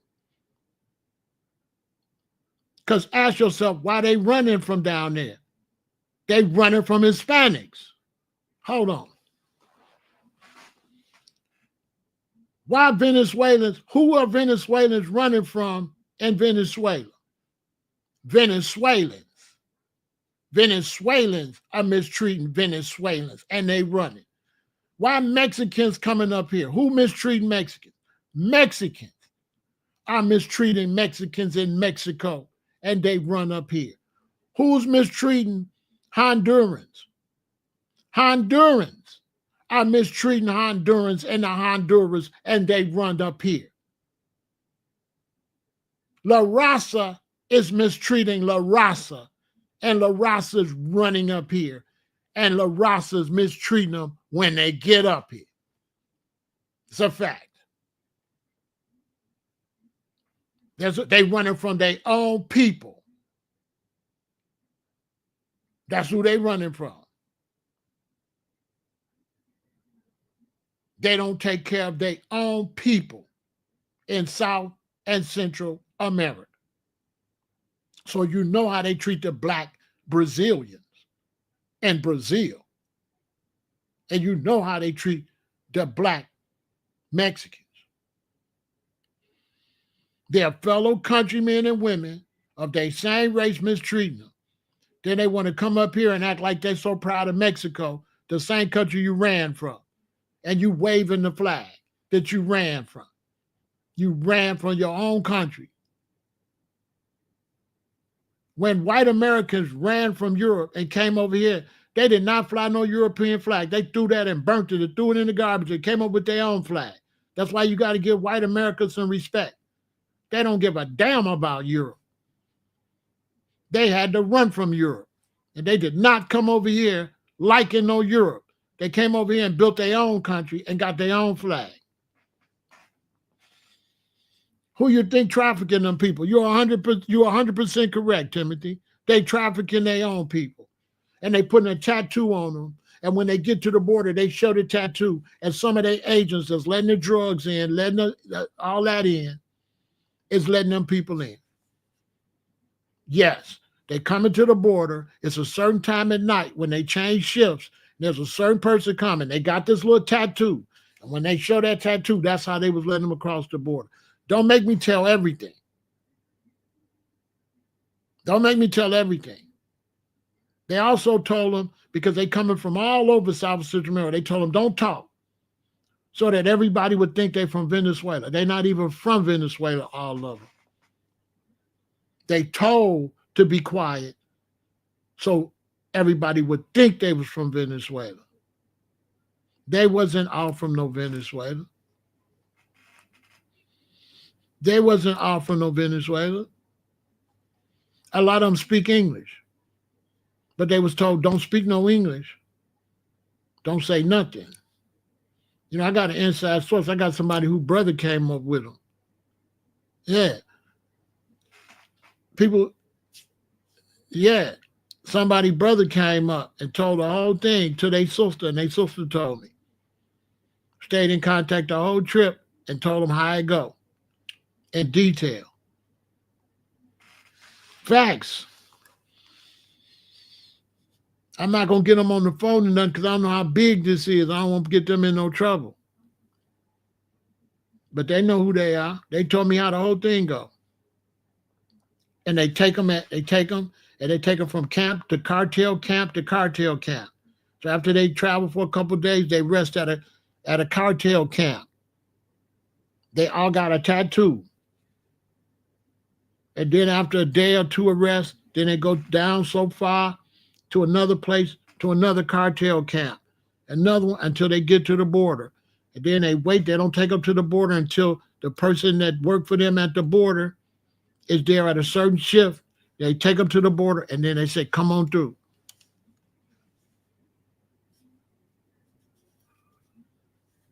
And a lot of them got the drugs and the fentanyl on them. And they pay. They pay the cartels big money to get in that group, to be escorted into the country. It's a hustle. It's a fact. These are, okay? And some of them are decent people just trying to come and get a better way of life. But they mix with people that's not. That's where the problem is at. They mix with people that's not. And then when you got an open border, then Chinese nationals could sneak through. Because you see all them Chinese ran on the beach in Florida? So Chinese been coming through. And the feds are saying that when the Chinese been coming through, when they do catch them, the Chinese be having $8,000 to $15,000 cash on them. Cash. And the feds are saying that most of the Chinese, once they get across the border, they totally disappear. They say the Latino Hispanics, they see where they at. But they saying the Chinese that are sneaking in this country, once they get across the border, they never see them again. They can't find them. They don't know where they at. They don't know where they at. So this is basically a national security threat too. You understand? I got a military mind state. It becomes a national security threat and a health threat. It's no coincidence that measles is breaking out here and measles is big in Venezuela. Measles is a major problem in South America. All of a sudden, measles is a problem here. You cannot let people just come to the country. They bring stuff with them that you don't have no immune system for. This stuff is serious.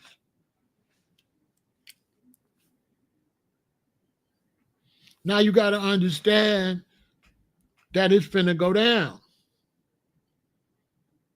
Because it's a different administration, and that administration know what I'm telling y'all. The Trump administration know everything I'm saying, and they not playing.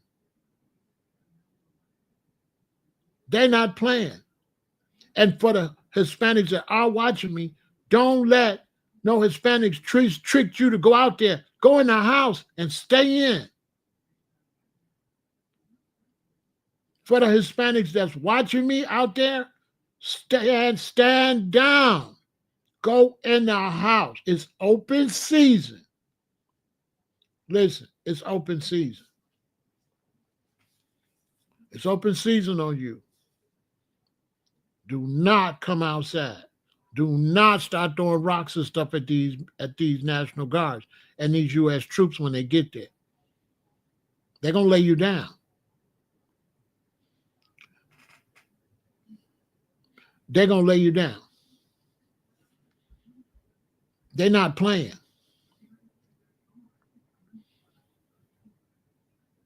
See, when Trump was saying make America great again, people didn't understand what he was really saying. You just think it's a saying. Y'all think he playing. They're not playing. This is for young people that ain't been under a lot of regimes. I've been under a lot of different regimes. This is not the regime to play with.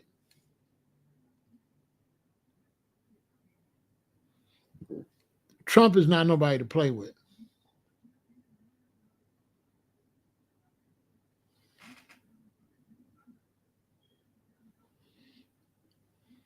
Trump is not nobody to play with. Now, you can try. Trump is not nobody to play with. Everybody he picked is with it. Everybody he picked to run his military, to run his security forces, they are all very serious people when it comes to smoke. He not finna crash out. He finna crash them out. He not crashing out. You can't win. They not gonna win. This not finna be no LA riots. It's gonna be curfew.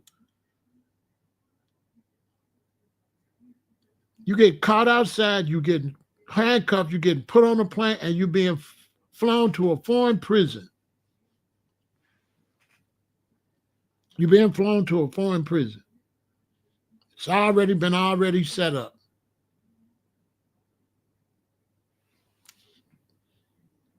They're not playing. You would do better to just go back to South and Central America if you were smart. If it was me, I'd go back home. I would not risk my life. I wouldn't. I'd go back home. Because I don't hate Hispanic people, so I'm going to give you advice. If I was you, I would go back home.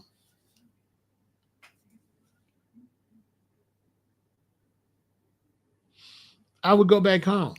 You would do better going back home and figuring it out than you will.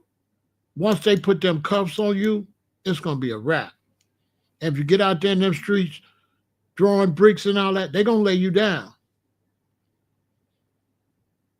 It's 2025. This is not Rodney King. This is not that, y'all. This is not that.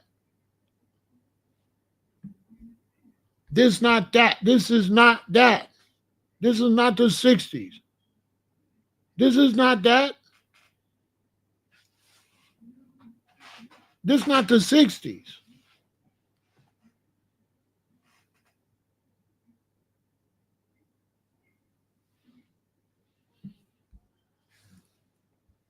Yeah, when we want you, I hear you. I hear you. Some people just got to throw BLM and everything because you don't like nothing black people do. Just making up stuff.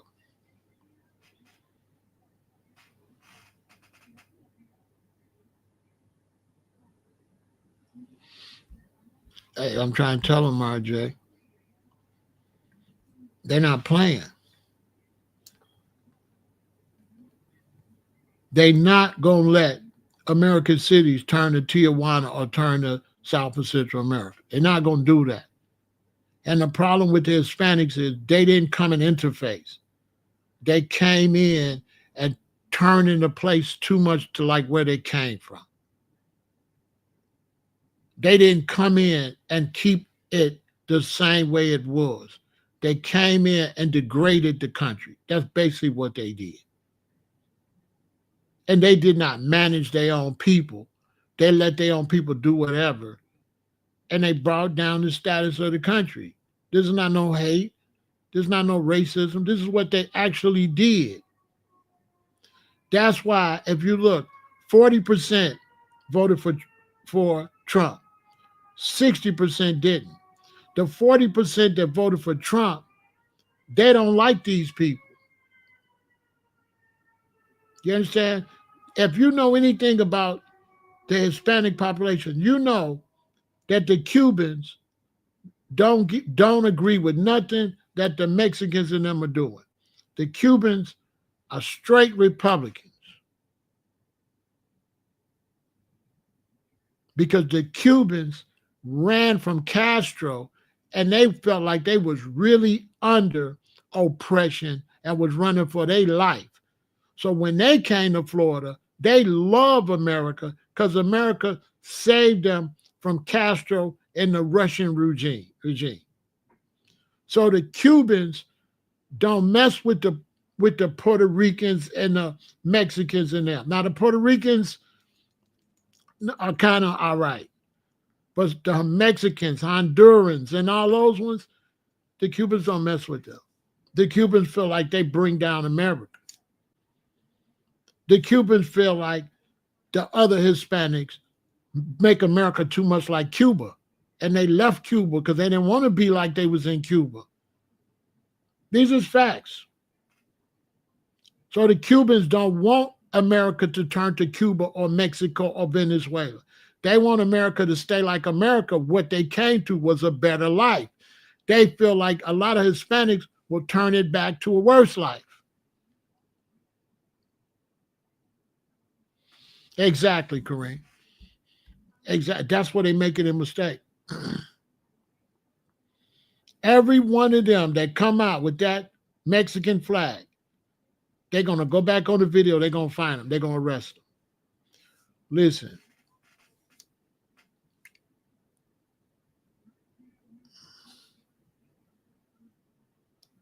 I'm from Peru. They should let, if someone is in the country legally, they should allow family members to come too. That's because you're from Peru. But us here from America, we say, no, you got to become a citizen just like everybody else. We don't want to let your whole family come up here. Everybody got to go and do what's necessary to prove that they want to be American citizens. You cannot just come here from Peru and be American citizen without pledging allegiance to the flag of the United States of America and for the republic for which it stands, one nation, under God, indivisible, with liberty and justice for all. If you don't come make that pledge, stay your ass in Peru. Period. And go fix Peru. If you can't fix Peru, then play by the rules. Don't bring your ass up here from Peru, because this ain't Peru.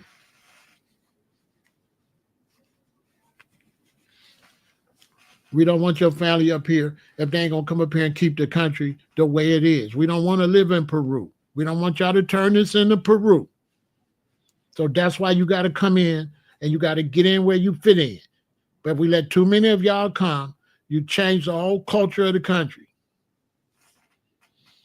And we don't want you coming up here changing the culture of America. America's a multicultural country where everybody is an American. Mexicans want to come here and be Mexicans. That's why they need to get out. They want to come to America and holler Mexico instead of staying in Mexico. There's nothing wrong with having being proud that you're a Mexican, but you have to be proud that you're a Mexican American. You can't be proud you're a Mexican Mexican.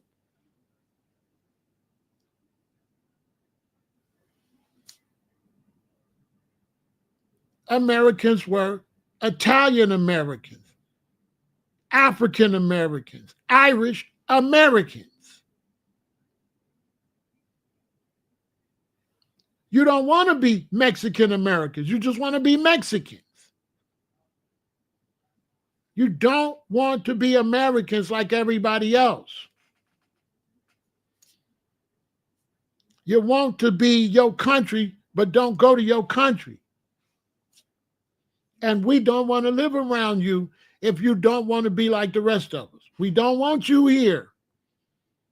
If you don't want to be like everybody else, if you don't want to live like everybody else, if you don't want to get in where you fit in, we don't want you here. We don't want you. I don't want to drive through no neighborhood and you turned it into where you from. The thing about America is wherever you went, it was still America. We don't want to drive around America and end up in Mexico and the place look like Mexico.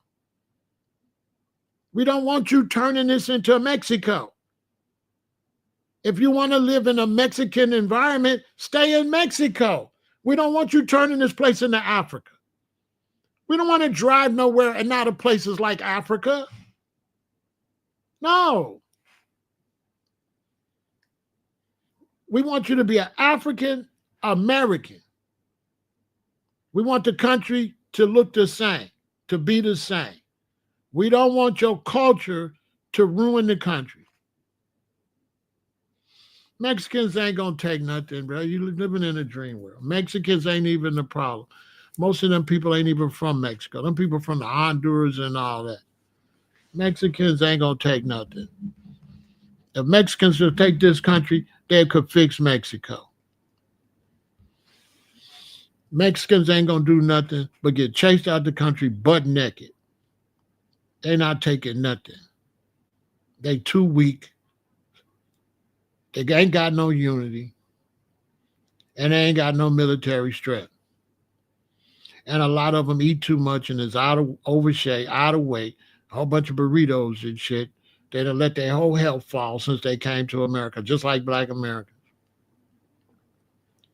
They're not taking nothing. This is what this is all about, but I'm glad you said that. Let me show you what he said. Let me show you what he said. I'm going to show you how people make it bad for their people. See? See how he put a target on the Mexicans' back? He basically put a hit on his own people by saying that. If the federal government seen him say that, they'll come get him. And they're going to make sure what he said didn't happen. So he's working against the Mexicans by saying that. This kind of statement puts Mexicans in danger. Because if you make these people afraid that you're going to try to take something, and these people got Army, Navy, Air Force, Marine, and Mexico ain't got shit. Mexico Army sucks. Let's just keep it real. Mexico is no match for the United States. Y'all got nuclear weapons. What y'all got? What y'all got? An Army, Navy, Air Force, Marine, Coast Guard. Mexico ain't got shit, bro. I've been there. Mexico can't beat the Crips. But whatever. Mexico can't beat the gangs in America. I'll wipe y'all ass out. Get the hell out of here. Get the hell out of here. How is a place everybody running from so tough? Get the hell out of here. The Mexicans can't beat the GDs. Get the hell out of here. What? Mexico? Bruh. That's funny. Mexico is bootleg, bro.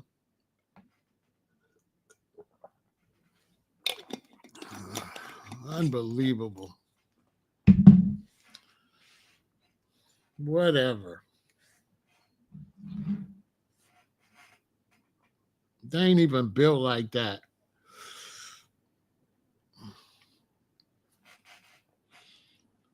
Mexicans, if it was Mexicans against Puerto Ricans, I'd pick Puerto Ricans a dog y'all. Putting a target on his own people. That's what I'm saying. They in trouble. Putting a target on his own people.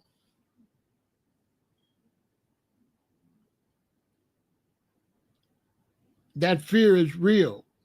And we lose it. See, the country's losing money. The country's losing money. Look, let's step it up. You got all these Hispanics going to California. California living style is crashing, right? The living conditions ain't so good, right? So the living conditions ain't that good. All these people is going there, right?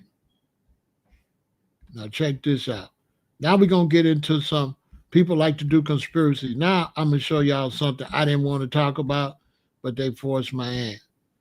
Now check this out. So now you got these people coming, right? They coming up here. They where they at?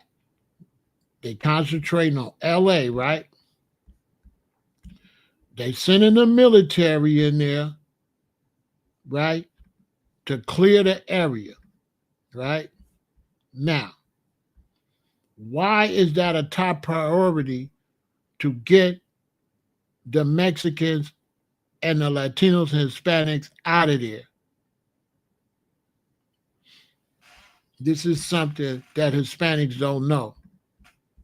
I'm gonna give y'all the real deal. That's why people watch me. See, there's one more thing going on that the Hispanics don't know. And what the Hispanics and Latinos don't know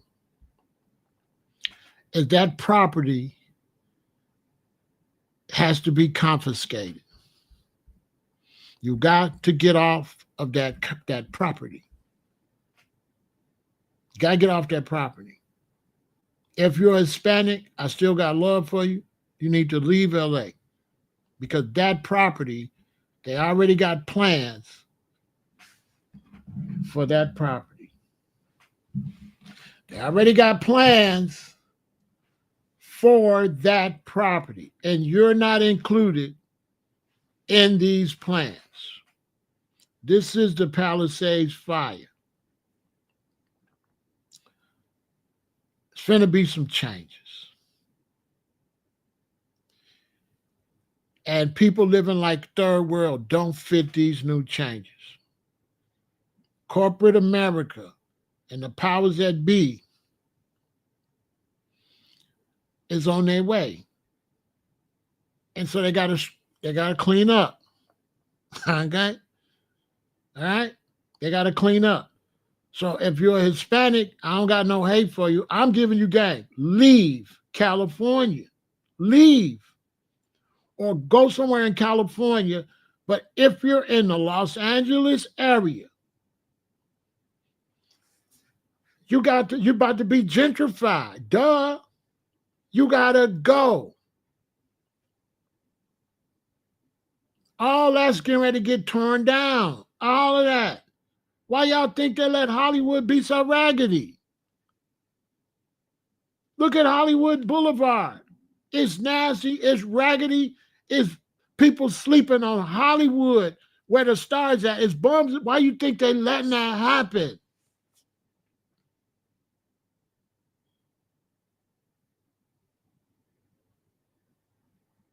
Because all that's going to be eminent domain and all that, and that whole area is getting ready to get redone.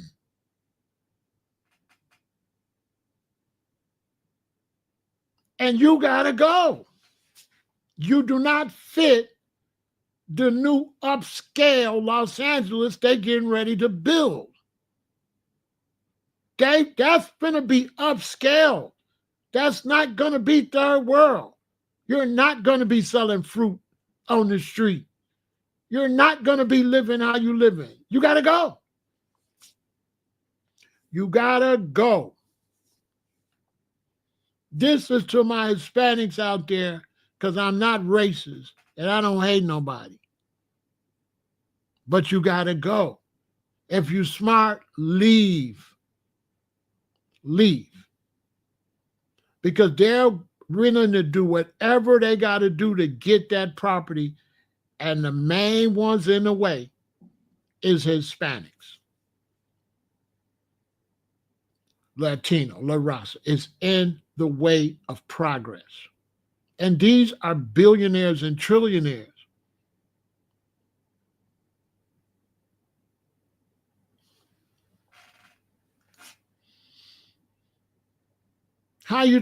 What you think this is going to look like when they build it back?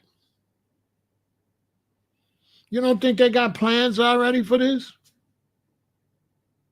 They already got the plans already ready.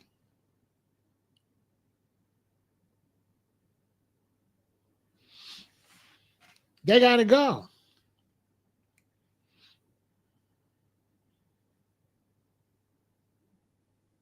That's why they went and got all these prisons, made deals with these prisons in foreign countries and got these planes ready.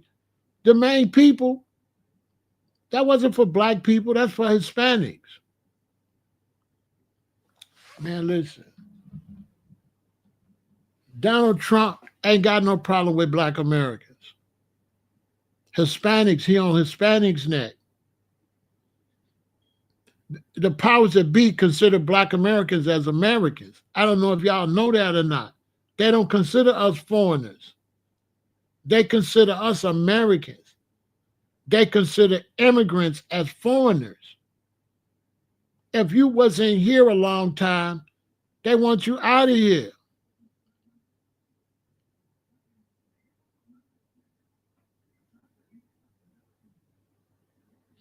He says America is done. They got $37 trillion in debt. Let me teach you something, Ricardo. If I owe you $100,000 right now, and I got more guns than you, and I got more gangsters than you, are you ever going to get your money? Simple yes or no. If I got nuclear weapons, Army, Navy, Air Force, Marine, and I owe you some money, are you going to get it? Are you going to ever get your money? Whoever America owe, that money gone. You ain't never getting shit. Gangsters make the world go round. Okay? Step your game up, Leon. They never get it nothing.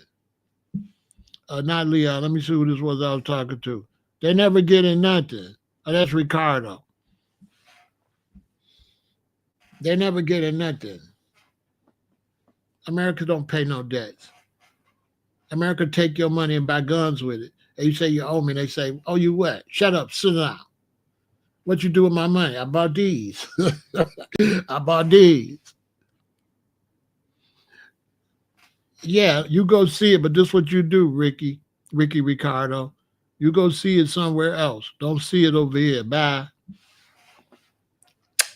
Au revoir, adios, arrivederci, sayonara, do svidania. See ya. Go somewhere else till somebody want to listen to you. You know what I'm saying? I don't care nothing about you. And interested in none of your comments. Go tell them to some family members or something. Maybe somebody want to listen to you. Maybe Lucy, hey Ricky, maybe Lucy want to hear you. You know, Ricardo. Ricardo. Maybe Lucy want to hear you. Maybe she'll listen. I'm not listening to you. You don't know what you're talking about. You know nothing about America. The experts of America is foundational Black Americans. Nobody know America better than us. Even some white Americans don't know the America we know. We know the real America. A lot of white Americans don't know America because they privileged. The only people in this country that really, really know America is foundational Black Americans. We know it. We know America. And the only people in this country that act like America is us. We gangster just like America. We gangster just like America. We gangster just like America. Just like that. Yeah, we gangster just like America.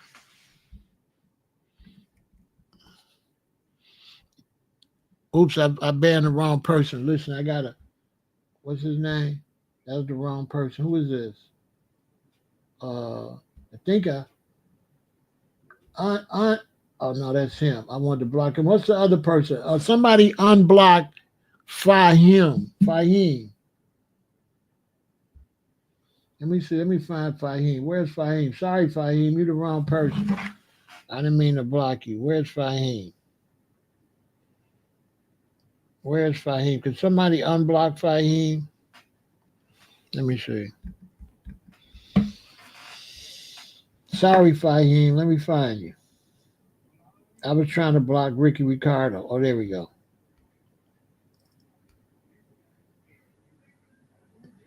Where's Fahim? One of these is Fahim. I don't know.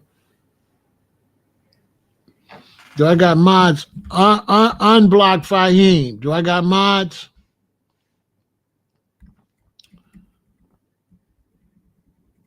Let me see. Unblock Fahim. I can't find him. I blocked so many people. I don't know which one. It don't show me who I'm unblocking. They need to fix that. Let me see. It doesn't show who. It doesn't show who. Let me see. It doesn't show who. I see Ricky Ricardo, but I don't see Fahim. I don't know. Let me see. Okay, I know I could tell. That's right under Leon. So it must be this one. Is that him?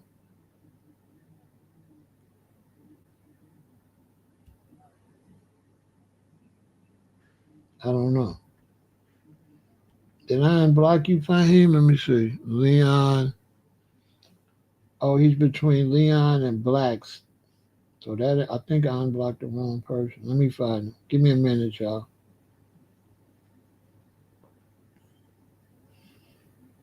Leon and Black. Oh, it's this one, but then I can't see. I can't see how to unblock him. Unless he said something crazy. I don't know if he said something. Somebody unblock Fahim, though, if you can. One of my mods.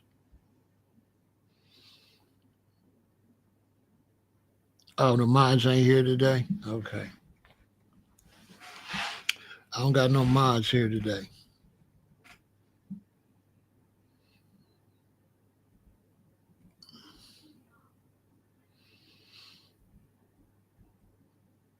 Uh, Hold on a minute.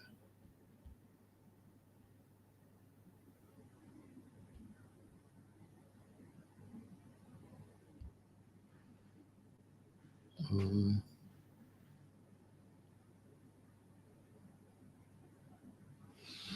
Hold on a second.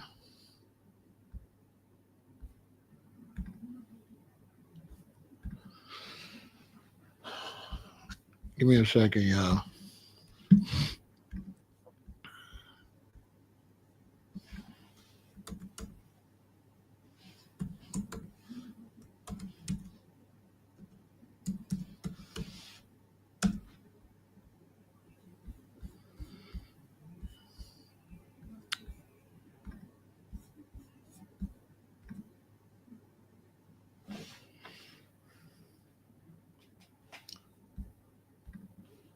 One second. 93. Oh, yeah.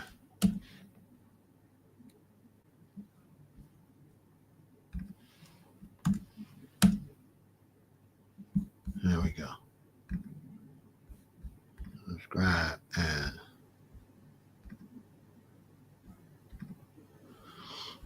wait a minute. Give me 1 second. I'm trying to make Jira a mod.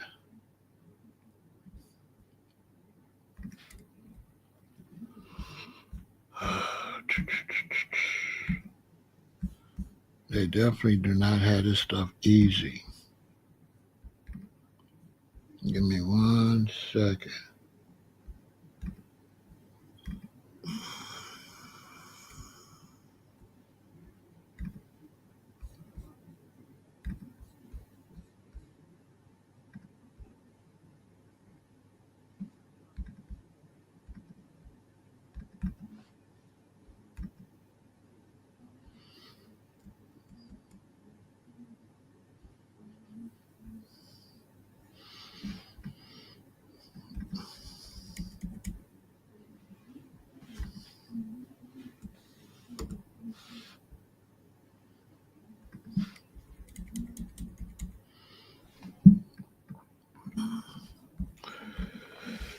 I do it now. I do it later. Jira, I'm gonna make you a mod, but I gotta do it later. I don't want to hold the conversation up.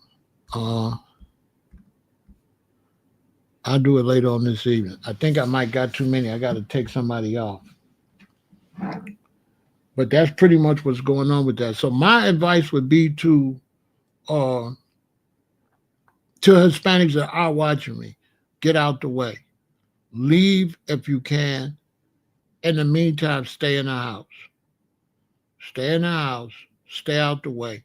Don't go anywhere where the protest is at.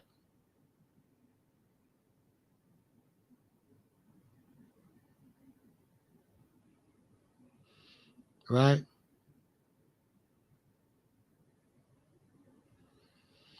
What I do, well, I'm gonna have Pharaoh said that live.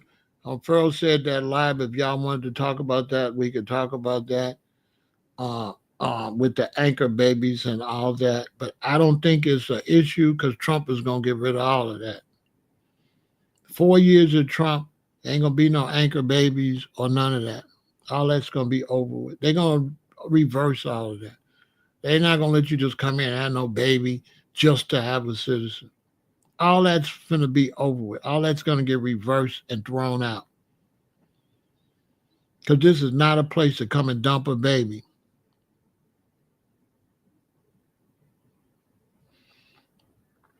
Right. If they do leave and they go to Texas, it's going to be a problem, but they're not going to Texas. They're not going to Texas. Listen, y'all. They are going to sweep the entire country. There will be no place to hide. ICE and immigration is going to sweep the entire United States. You are looking at a serious regime change. Okay? If you're a content creator or you're on social media, do not speak bad about Donald Trump. You don't have to listen to me. Keep Trump's name out your mouth. Unless you're supporting something he's doing, keep his name out your mouth.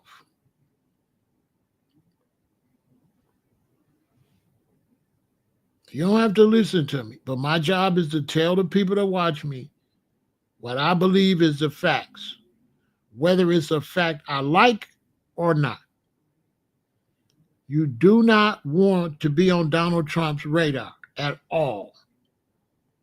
Because if you get on his radar, he's sending the police. He's ruining your life. That's a fact.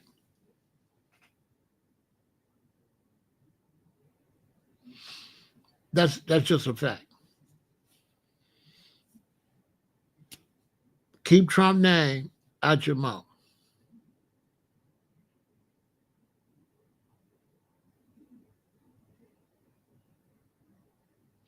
You say Altadena is unincorporated and not a part of the city of Los Angeles. It's in the greater Los Angeles County under the jurisdiction of the LA County supervisors who rule over all mayors. Yeah, if Trump let him. He don't run. If Trump say he don't, he's done. All bets is off under the Trump administration. And if you don't play it his way, then that LA County supervisor will get replaced. And too bad you're not a real person. I would bet you $500 on that. He's out. He's gonna be out. Baby Yoda.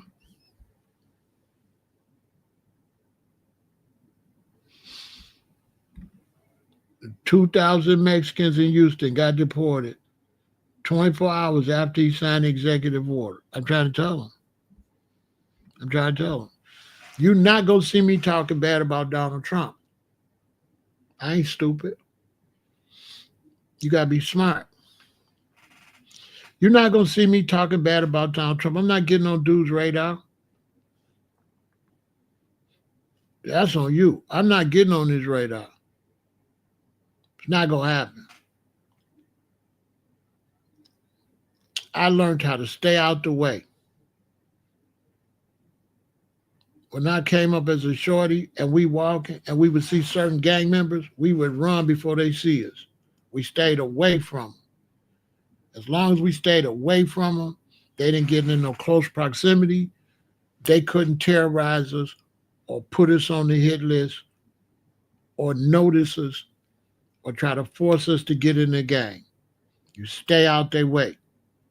As soon as you see them, is that Fat Sam and Peter Rabbit? We gone. Because if they walk up on you and tell you be at the meeting at Ada Park on Friday and you don't show up, now you got issues.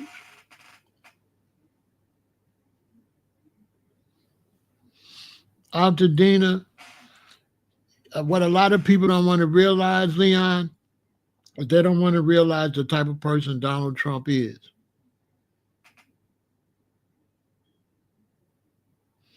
Donald Trump. Donald Trump is a president that became president behind a failing Biden administration, not a Democrat administration, a Biden administration. Stop blaming the whole party on the leader. The leader is supposed to be the leader. And if anything goes wrong, the leader gets the blame. Biden was too old and wasn't able to do his job. So nobody was minding the store because he was too old. He had dementia, didn't know where he was at half of the time. And they just had to spend a lot of time hiding the fact that something was wrong with him.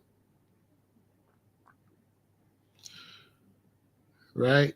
So nobody's been minding the store.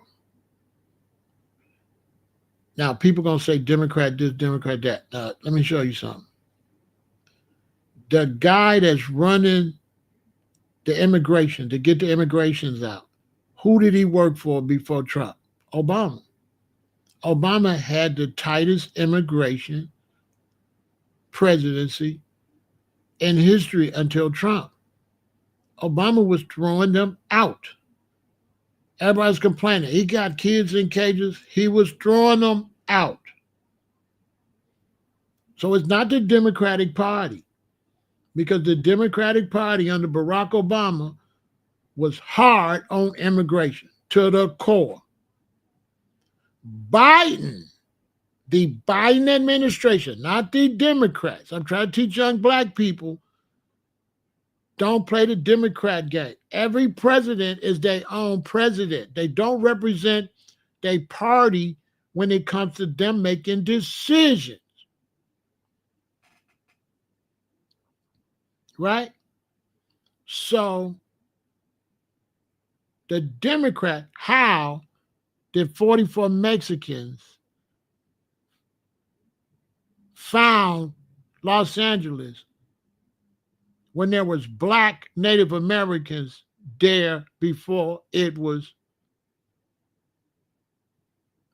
black Americans lived on that territory?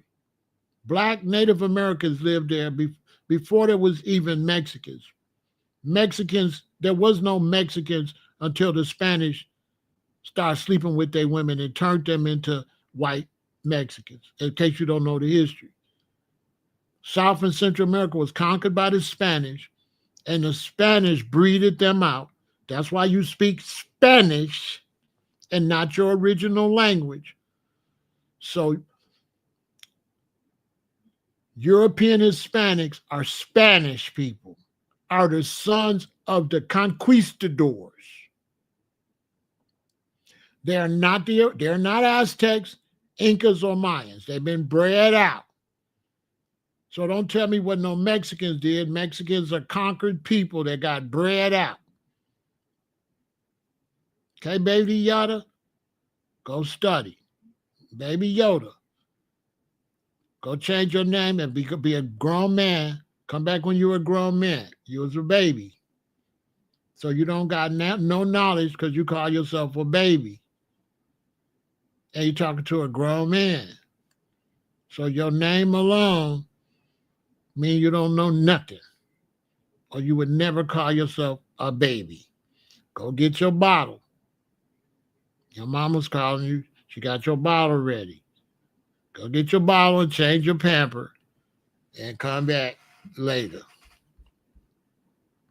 Because you don't know what you're talking about. There's no such thing as Mexican. Mexican means mixed man. Mexicans are invaded people by the conquistadors.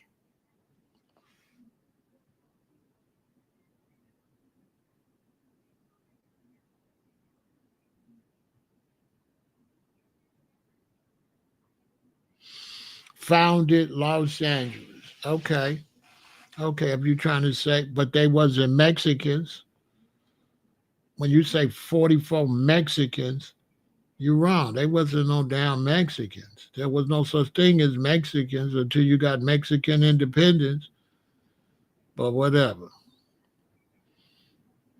They can't be Mexicans living in America. But okay, but listen, go get you a channel and teach on your channel, okay? That's what I advise you to do. Get you a channel, go over there and teach, and don't try to teach on top of me because I can't verify your information. Because Mexicans is either Aztecs, Incas, or Mayans, half breeds. There's no such thing as Mexicans if you want to go back in history. But whatever. There's no such thing as Mexicans, but I guess so. I guess so. But if you're going to go back in history, go all the way back. I know it's named after Khalifa, a Moor. I know. It's named after a Moor. Ain't no Mexican. So when you say Mexicans founded something, right there, you don't know what you're talking about. No such thing as Mexicans. Native Americans are from Siberia? No. Native Americans, what they called Native Americans, were people from up where the Eskimos at, Siberians. They was Aztecs. They was Incas. They was Mayans. They was Moorish people. They was Arawak. They was African. And so what they called Native American were a bunch of different people that just lived on this continent. They just made that up. And the people they called Native American were nomadic, and they really wasn't Native American. They were from somewhere else. They just happened to be here. That's why a lot of so-called Native Americans had teepees, because they didn't have solid structures to stay nowhere and live. They were a nomadic group of people. Some looked like Eskimos. Some of them was a yellowish, some of them was a brownish, some of them was beige, some of them was red. And they were from different places. This is why they went to fight. Ezra, when I was young and I first got into culture, I was like, why the Indians was fighting each other? Because I thought they was Indians. And I was like, it don't make no sense. They could have got together with the blacks and fought. But then I found out there was no such thing as Indians or Native Americans. These were different tribes. That's why he a Sioux. That's why he Apache. That's why he Comanche. They ain't even the same people. You know what I'm saying, Ezra? But they had me thinking these was the same people. But as I kept studying, I found out, oh, they ain't even the same people. They not the same. A Comanche got nothing to do with no Apache. Apache ain't got nothing to do with no Cherokee. My parents was Sioux. So that's why they was fighting. Because they wasn't the same. But they had me thinking they was Indian. They was the same and they was fighting each other. You know what I'm saying? They wasn't the same. They was total different cultures. Different races and from different areas. The ones that came up from New Orleans came from the Caribbean. The ones that came up through California, Texas stuff, they came from South America, Central America. They came from all over South and Central America. Some of them was Aztecs, some of them was Incas, some of them was Mayans that ran up here when the Spanish invaded. And the Spanish had all them wars down there. Because, you know, the Spanish was the ones that came through the Caribbean, went to South and Central America, started conquering them to take their gold and stuff, came back on their way back to Europe, to the Caribbean. All the people had died because they had all got sick. So all the blacks and indigenous people in the Caribbean had got sick and died from the common cold. See, the common cold was killing indigenous people that the European had. The cold, what you call a cold, that used to kill people. So when they came back from South America, right, and went back to the Caribbean, everybody was dying from the cold. So they went to Africa and brought Africans back to the Caribbean, and then went to South America and got the sugar cane plants and stuff and started planting them in the Caribbean. So they wouldn't have to go so far to get the sugar. Okay? Hold on. Tell you what we do. I could do that for y'all. I'll do this for y'all. We'll do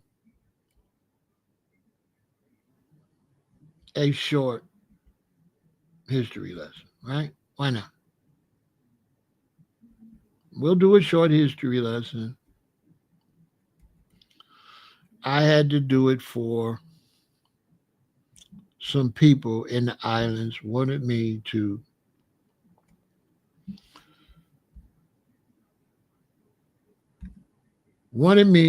do a short history lesson for them. So what the heck, right? I could do this for y'all. Instead of talking, let me just show it to you, okay?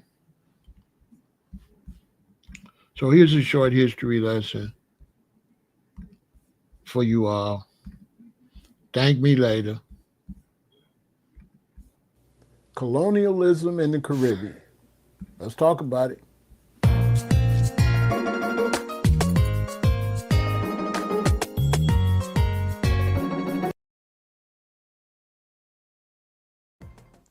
Colonialism in the Caribbean started in the 15th century, mostly around 1493.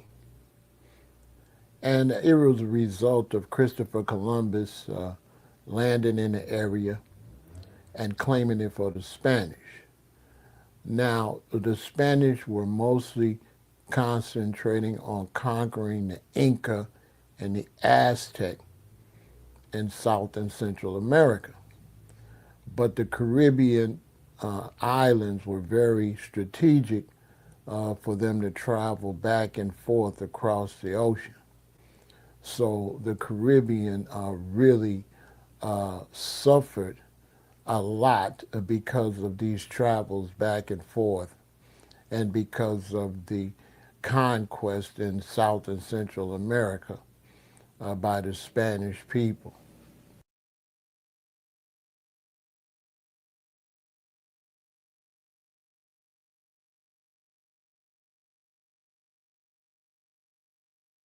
Now, as Spanish settlers started to move into the Caribbean more and more, a lot of the native people of the Caribbean got sick from European diseases, and many of them died. And because so many of them died, the Spanish decided to pull out. And this is when you have the French and the British starting to come into the area really heavily in the 1600s, like 1620s through 1630s. And they started to come into the area heavily. And with the start of the Atlantic slave trade, they started to bring in hundreds of thousands of Africans into the Caribbean to do the work, since so many of the native people had died from the diseases. And so the Caribbean islands really were the main focal point of slavery and really suffered a serious devastation dealing with slavery and the Africans being brought there from Africa. The Caribbean islands was the breeding ground and also the breaking grounds where they took the slaves to break them.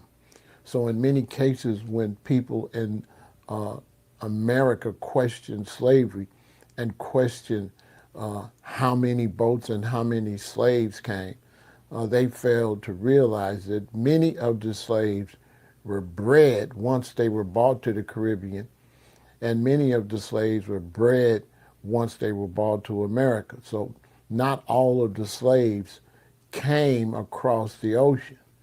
They were babies raised into slavery, bred into slavery.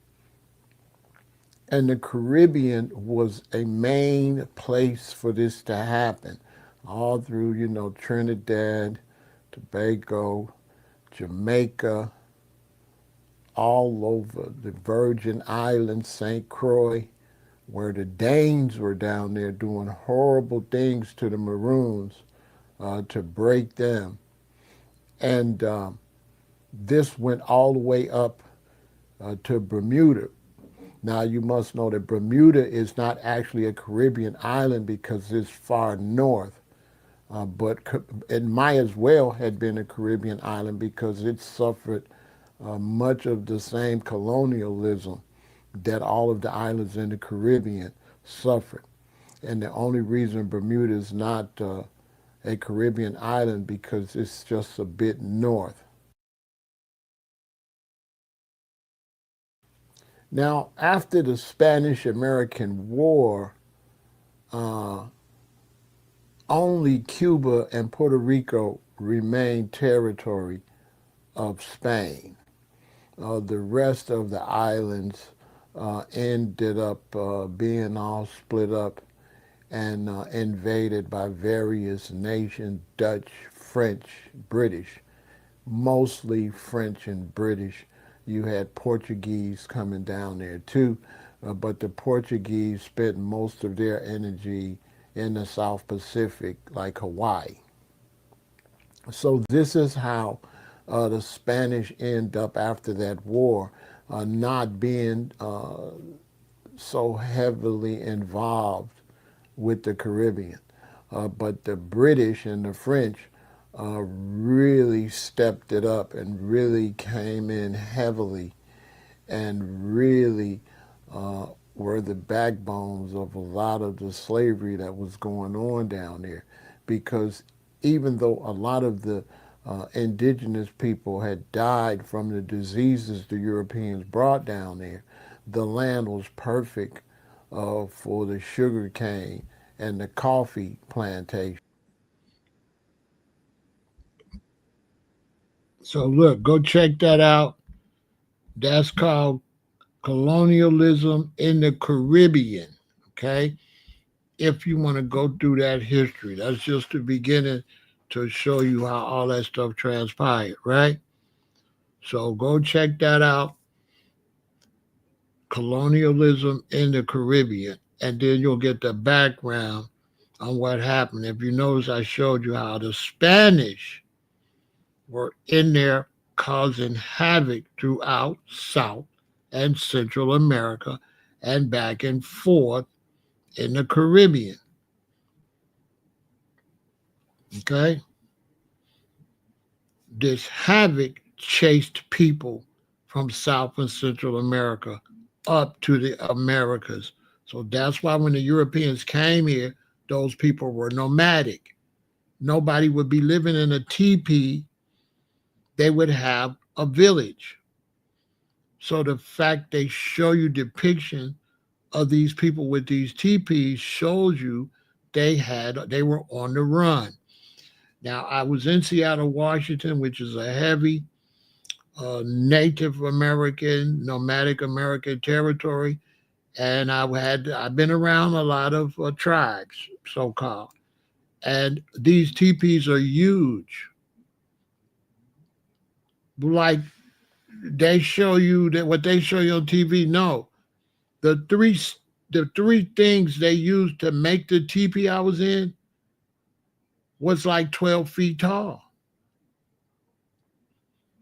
It was big old like it's a special tree that don't have like a lot of no branches on it. It has a long trunk and then just a little branch at the top. It almost looked like bamboo. And have a cross piece on one, and then they would lay them like this, and it would just hold the way they would fall. And then they would make it stationary at the roof, and then they would wrap either the buffalo skin or whatever type of cloth they got around it.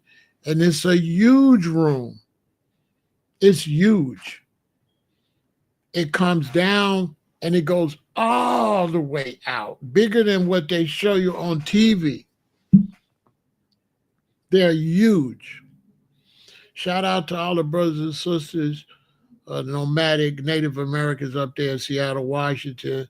Y'all know y'all all my friends in Arizona, New Mexico. You know, if you get a chance, go to the sweats. They call them sweats. Go to the sweats and get around and find out the real culture from these nomadic Native Americans. They will not, they don't, you cannot call them Indians. You have to call them Comanche or Sioux or Cherokee. You can't call them Chief. That's an insult. You can't call them Chief. Shout out to my boy Thunder, you know, and to all the brothers and sisters that I had the pleasure of being around, right? Too bad we didn't shoot videos that day. I could show you at all the reses with the fam. You know what I'm saying? So they know who they are. I got my information straight from the reses. They call them res, well, you call them reservations. I got my information straight from the sources on how all that went down. And they are not the same people, and they do not come from the same places. They're nomadic. And when the Europeans came, they thought the people came from here. They thought the people was originally from here, but they wasn't. They wasn't originally from here. They was from north. Some had to run. If you know anything about the French and all the wars up in what you call Canada, some of them had to run from down there, and then some of them have to run. Incas, Mayans, Aztecs had to run from the wars because there was just wars in this whole side of the country. I've been to some reses, a few reses, you know, coming up in the late 70s and the 80s as a roster. You know, the roster man was the official uh, musical representation for all indigenous cultures. So all indigenous cultures loved Rasta and loved Bob Marley.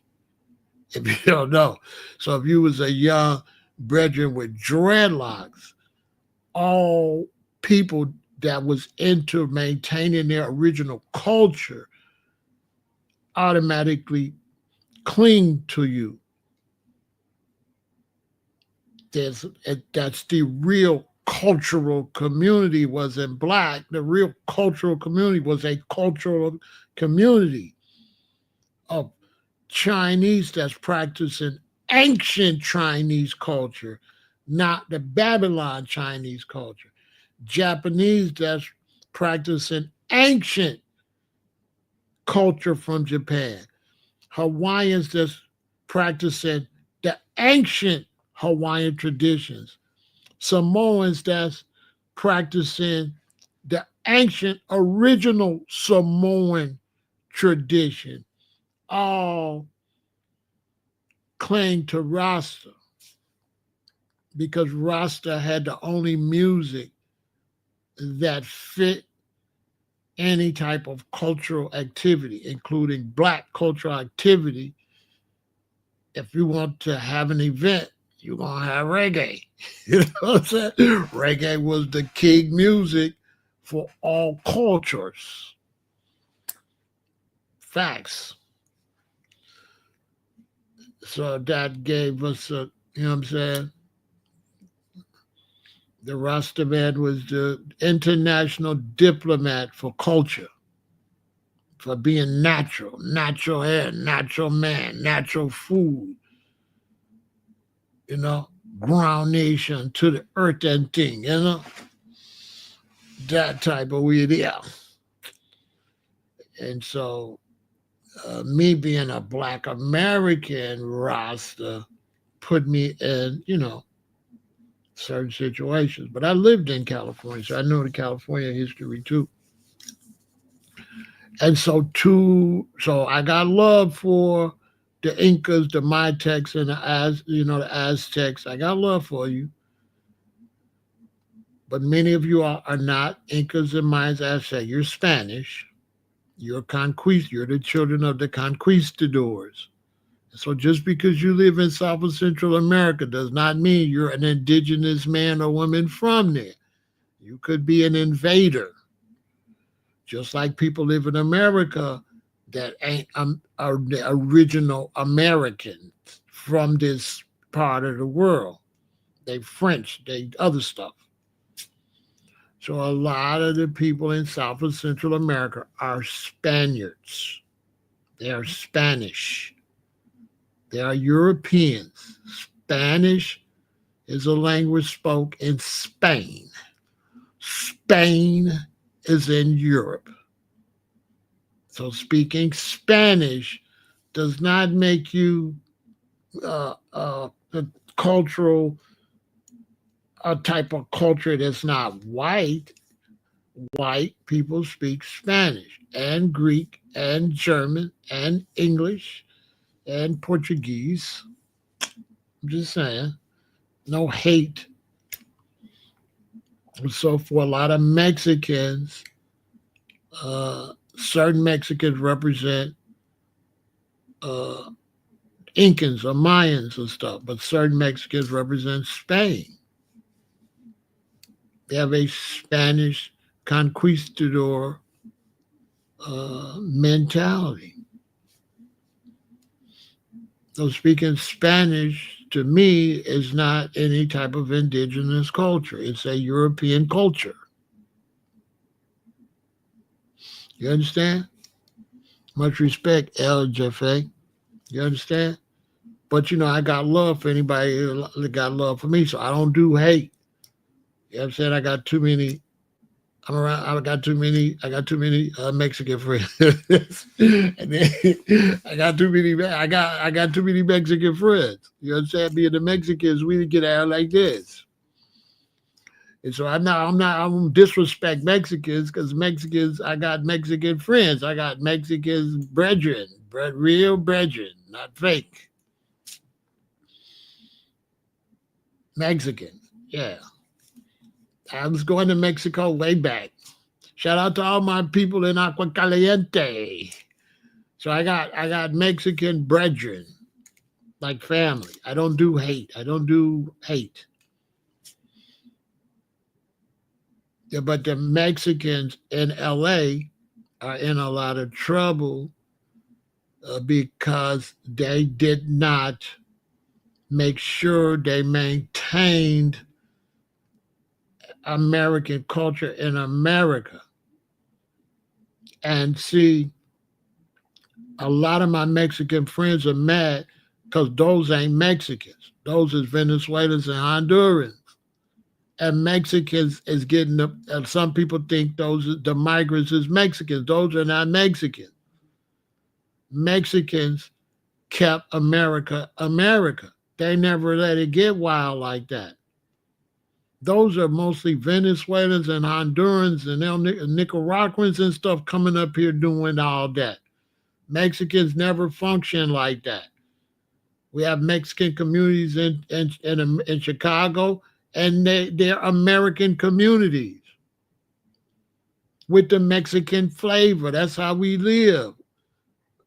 We go over there and get Mexican food from the Mexicans. We don't get American Mexican food. We get Mexican food from Mexicans. And they keep a Mexican culture. And these mostly Venezuelans, these people have hurt the Mexicans. To me, they've hurt the Mexicans because the Mexicans have never been a problem. They've never been a problem. They pretty much mind their business. They're not a problem. They don't even, in Chicago, they don't really gangbang like Puerto Ricans. Latin Kings is Puerto Ricans, not Mexicans. The Latin Kings is a Puerto Rican gang. They might got a few Mexicans, but Mexicans typically wasn't gangbanging like that. I don't know if they are now. Even in LA, that was MS-13. They're not from Mexico. MS-13 not from Mexico. Mexicans is cool as hell. That's a fact. But the Mexicans, the only beef I got with Mexicans is they didn't ride with Black Americans. And when my mama and daddy generation was the ones that locked in with the Mexicans. And the Mexicans, they didn't lock back in. This is old stuff. If you're young, you don't know. This is back in the 70s. This is Reagan and Bush. The Black Americans locked in with the Mexicans, wanted the Mexicans to be all right because they was fighting against the Mexicans. White America was fighting against the Mexicans. Didn't want the Mexicans coming in. Black Americans say, let them in, right? So Black Americans was the ones start pushing brown and black love. This is a fact. But then the Mexicans betrayed us. You know, I'm going to just keep it real. They turned on us. And once so many of them got up here, they just kicked us to the curb. This is real Black history. They kicked us to the curb. Like we was the ones stood up for them. They had nobody to speak for them. Black Americans was the powerhouse in this country under whites, under Martin Luther King and civil rights. We was the ones pushing rights for everybody. It's a fact. We was at the forefront of rights for you if you wasn't white. That's a fact. Because when you go back to slavery and stuff like that, the Chinese was being mistreated on the railroad. The Hispanics that got chased out the country after the Alamo, they wasn't treated like nothing. The Native Americans was treated like nothing unless you was one of the 5 white Native American tribes. All the rest got treated like dirt. And so it's the Black man that rose up in this country for rights for everybody that's not white. But see, the Mexicans don't honor us for that. Don't give us our respect. They supposed to honor Martin Luther King and Malcolm X. And they supposed to honor. They came up off the back of MLK. They came up off the back of Malcolm, off the back of the Black Panthers. They got their liberation off of that, off of Black people. It's how Mexicans got respect in this country. That's a fact. They came up off of the Black civil rights movement, but they don't honor it. They don't honor it. They act like they did all this on their own. They snaked us. I'm not saying they're an enemy. I'm saying they sold us out. They snaked us. When they got enough people over here, they didn't include us. All of a sudden, they weren't minorities no more. They Mexicans. At first, they the minorities. They came out under the minority thing until enough of them got up here. Then now they Mexicans. Blacks, y'all go over there. We don't need you no more. That's what they did. That's why we got a resentment to Mexicans. Not because of race, because we did all this for them, and Asians. Asians did the same thing. These Japanese and Chinese, Korean, they did the same thing. We stood up for all them people. We stood up for everybody that wasn't white. We stood up for them.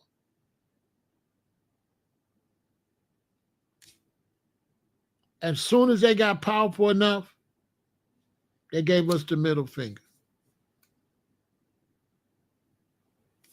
So there's no way we standing up for you no more. You burnt us once, that's it. Whatever happens to you, you on your own. You want to be on your own, so you own your own.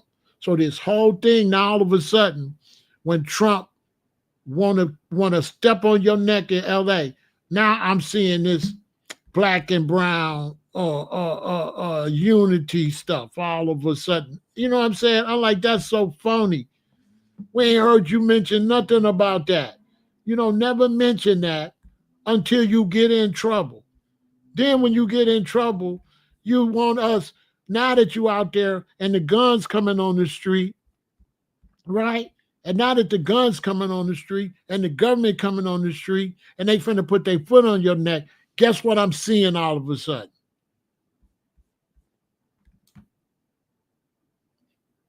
Now you all in the chat. Now you over here listening to me. Now that your people in trouble, now you watching me. If there wasn't people in trouble, you would never come over here and listen to nothing I got to say. That's phony. That's phony. That's absolutely phony. There ain't been no black and brown unity once you got enough to stand on your feet. And now you asking us to stand up for a bunch of Venezuelans and Nicaraguans and Hondurans and Mexicans that don't give a damn about us. You've been doing your own thing. Cool. Stand on that. Because you any bogus, all y'all bogus, including white people, if we the one picked all the cotton and we the one made America rich. And don't you ever fucking forget that. Black Americans built America with labor, and free work. If it wasn't for the cotton industry, America would be broke. And we picked that cotton. And don't you ever forget it in your life. And if you ain't standing up for reparations for Black America, don't talk to us. Because I don't see any Hispanics speaking up for our reparations. I don't see no Mexicans, no Venezuelans, no El Salvador. I don't see no Puerto Ricans. I don't see nobody.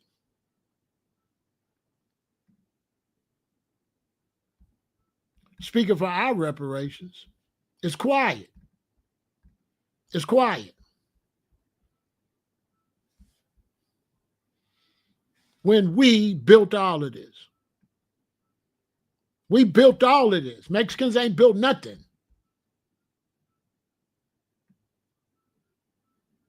Black Americans built this country. Whites didn't even build this country.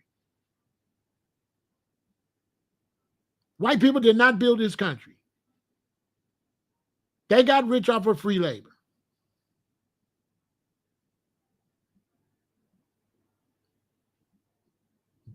They got rich off of free labor.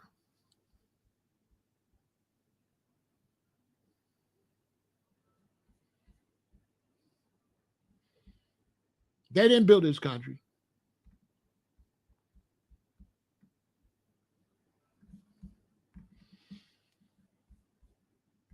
Cattle didn't make this country rich. Oil didn't make this country rich. Only one product made America number one. Cotton. They called it King Cotton. They said it was the leader of all. Read it. They said King Cotton, the leader of all their money, all their wealth came from cotton. That we fixed that land. We plowed that land. We filled in them swamps. We did all that work. Nobody never came to save us. No Mexicans tried to save us. No Asians tried to save us. No Africans tried to save us. Nobody sent ships or military or anything to free us. Africans didn't come over here until the coast got clear, until they seen us get free, until they seen us get money, until they seen us become the Temptations and the Supremes and James Brown and Dr. J. Then they came. They all start coming when they seen Black Americans doing well, including them more Mexicans. Most of them Mexicans that came up here in the 70s and the 80s and 90s because they seen Black Americans doing well. All these people ran to this country when they seen our success. That's a fact. Tobacco wasn't nothing, neither was turpentine. Tobacco wasn't shit. Cotton was the king. Tobacco wasn't nothing. Tobacco wasn't nothing.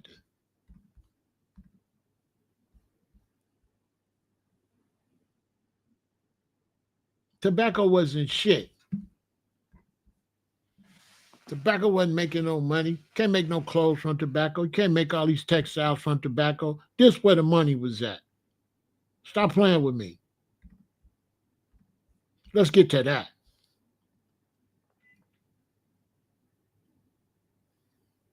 We did tobacco, but that way where the money at. The railroads didn't get expanded from tobacco. They got expanded from cotton. The steamboats didn't get built from tobacco. Steamboats got built for cotton. The railroads got expanded for cotton. The planes got updated for cotton. The cotton gin got made for cotton. The textile industry was built off cotton. The clothing industry was built off cotton. Cotton was the backbone of America going and becoming number one.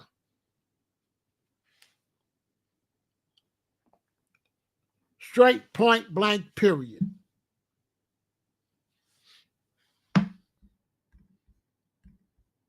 No ifs, ands, or buts. None of that.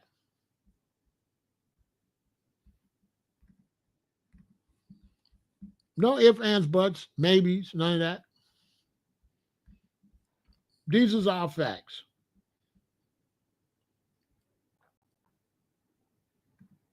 And then after all that work and all of that, we had no friends. We had no friends. Nobody cared. Nobody stood up for us. Nobody cared about us. And now, okay, you're having problems. Black people, stand down. Stand down. Don't you step in there. Don't you step in with them Hispanics over there. Don't you step in. Don't you stick your nose in that. Don't stick your nose in that. Let them get it how they live. Look.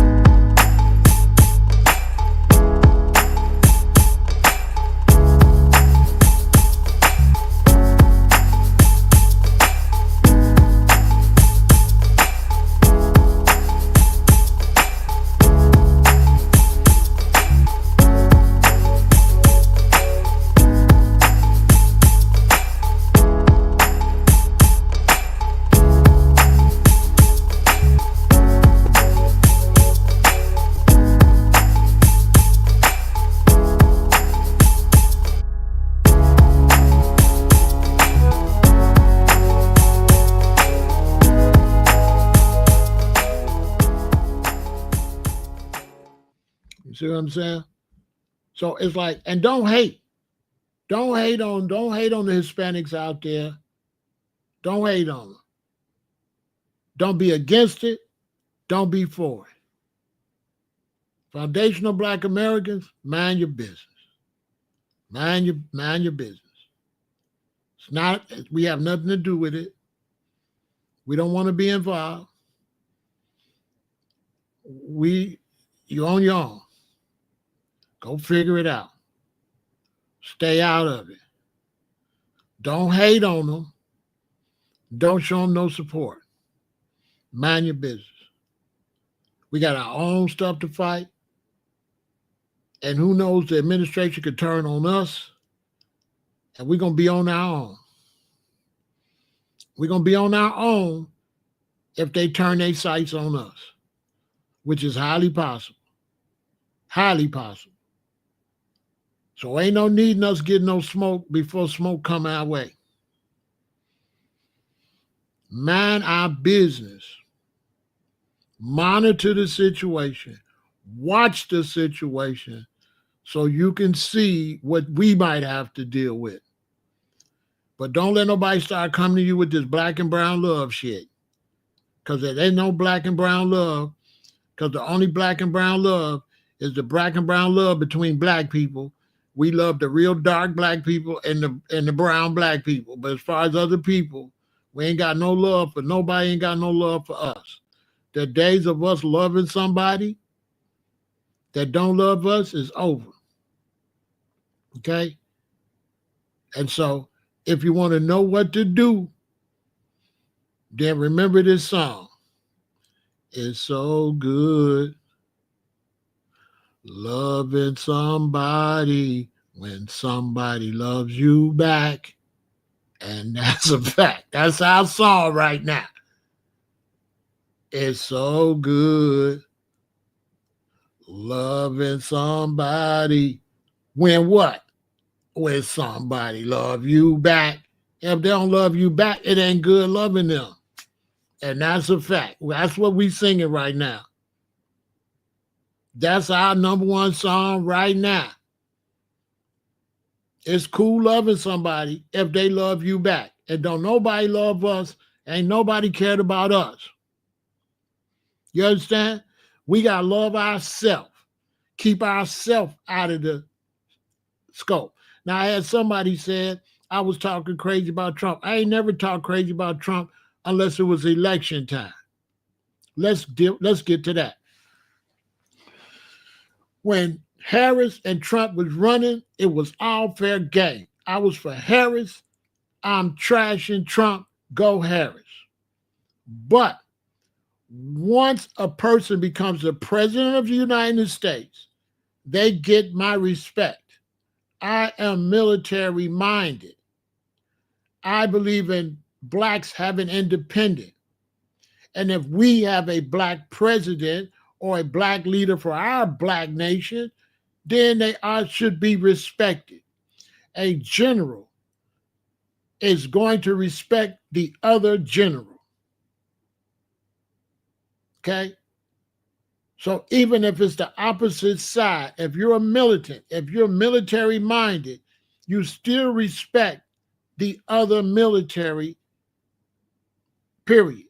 So I respect Donald Trump as the president of the United States of America. He is the president. Power respects power. I'm not going to pretend he don't got power. Because for me to pretend he don't got power, I would lead my people into the slaughter.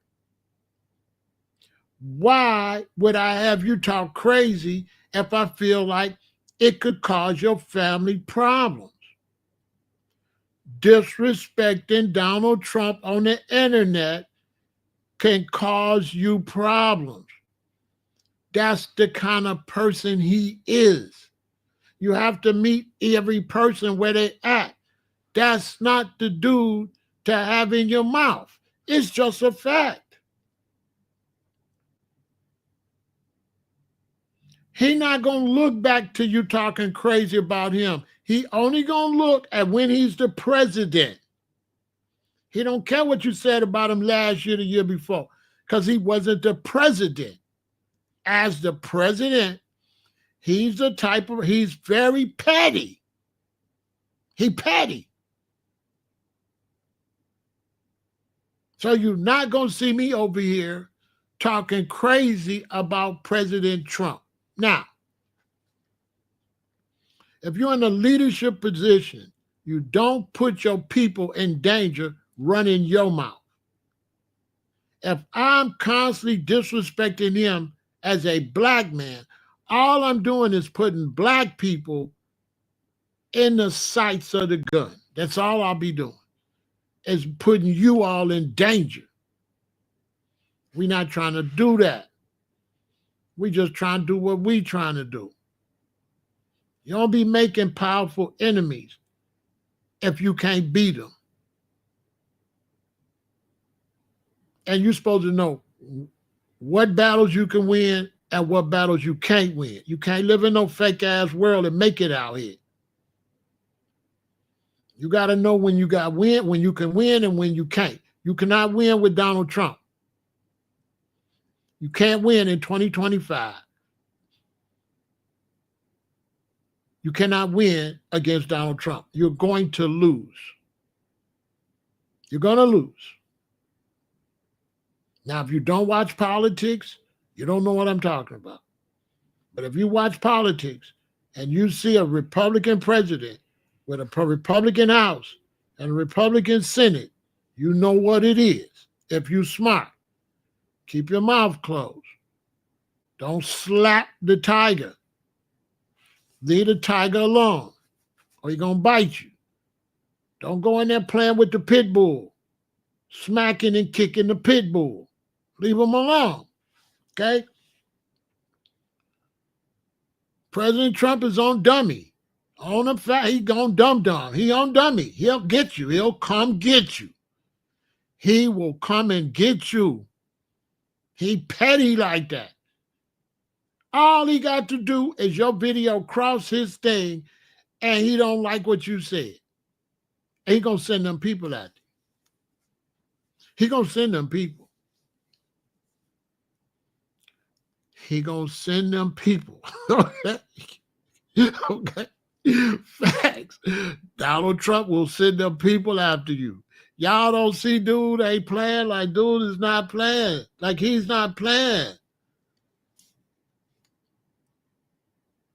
What you want me? You want me to lie? I'm not here to lie. I'm here to tell my people the truth. I'm going to tell you the truth.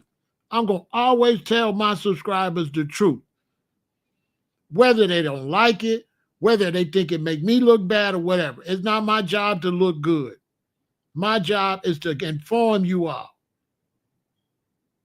I'm telling black people, stand down, shut up, leave Trump name out your mouth.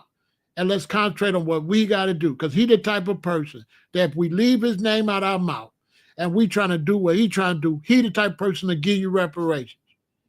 Listen, Donald Trump is the kind of man that would give you reparations. These are facts.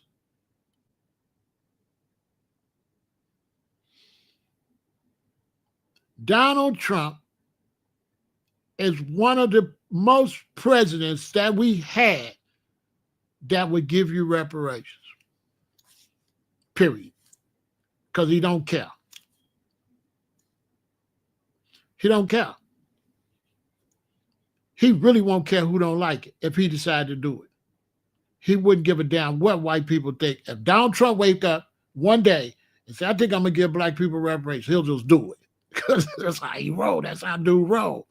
A dude don't care about nobody.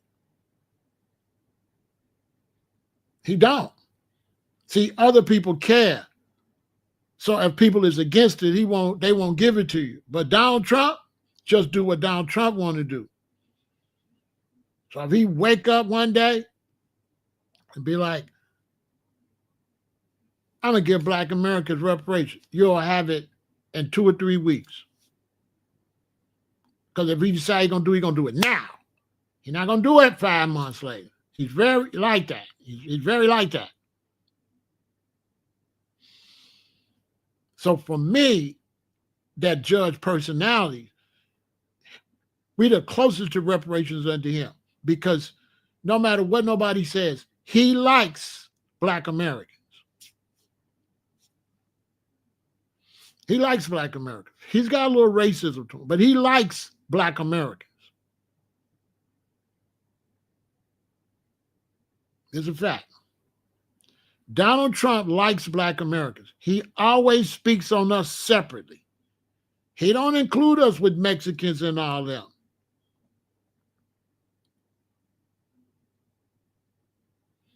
I got video of him saying, Black Americans, you built this country. He said, you built this country. The first president ever said that.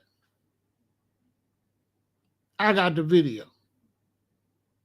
He said, you built this country. Hold on.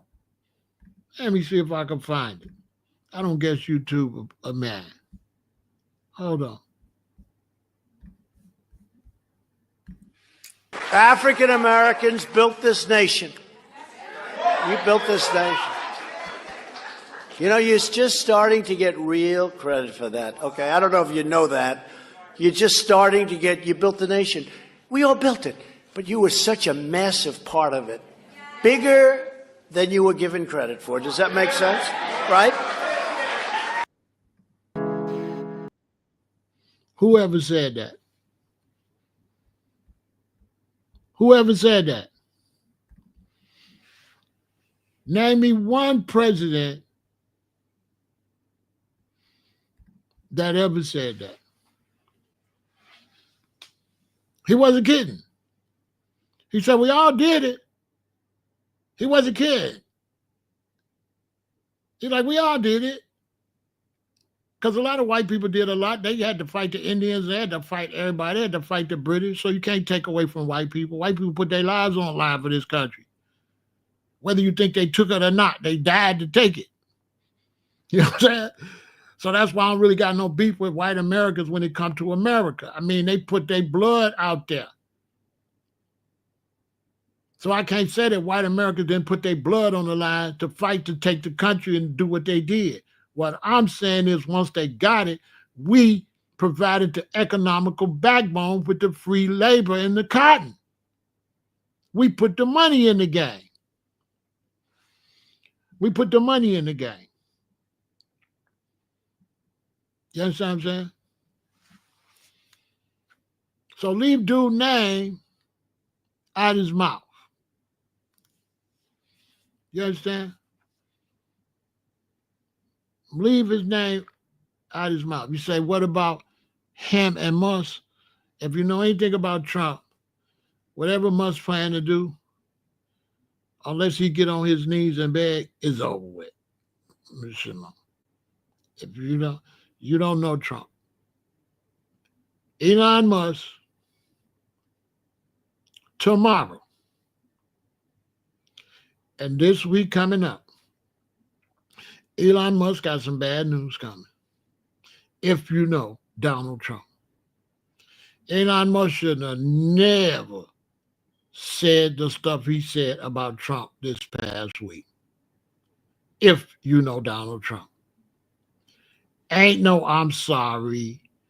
Ain't no forgiveness. Everything Elon got is canceled tomorrow. If you know Trump, I know psychiatry. And Trump, Elon talked all that crap, try to associate him with Epstein. It's over. It's over. It's over. I wouldn't be surprised if Trump closed that plant he got in Tennessee. That's what I'm trying to tell y'all. Leave Trump alone. Elon should have known that. Elon should have watched this video. Elon, leave Trump alone, bro. Elon threw it all away. He shouldn't have never, when Trump got him out the White House, Elon should have just shut up. Shouldn't have said nothing. Should have went on, just did what he did. Trump would have said Elon's cool, and it would have just been that. No, not Elon. Elon think he could go back and forth with Trump. Ain't finna be no war. Elon ain't in no position to go to war with no president of the United States. Stop it. Stop it. Elon ain't in no position to go to war. The pen is mightier than the sword. Sign that, your factory's closed. Sign that, your business closed. That, your shit's gone. Trump could take half your money. Sign that. Take half your damn money. He could sick the IRS on you. They can open up your books. That's what I'm trying to tell them, Shimo. You ain't listening either. Elon Musk should have took this advice. Elon Musk is no match for the president, the House, and the Senate. None. He's no match. This is not no... Anybody think this is an even war? Don't y'all listen to them. Listen to me. Money cannot beat politics. Never. You could be the president if he got the House. You could be the president if he got the Senate.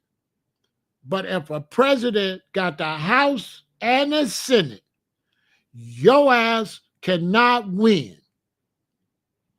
The Republicans got a Republican president, a Republican House, and a Republican Senate.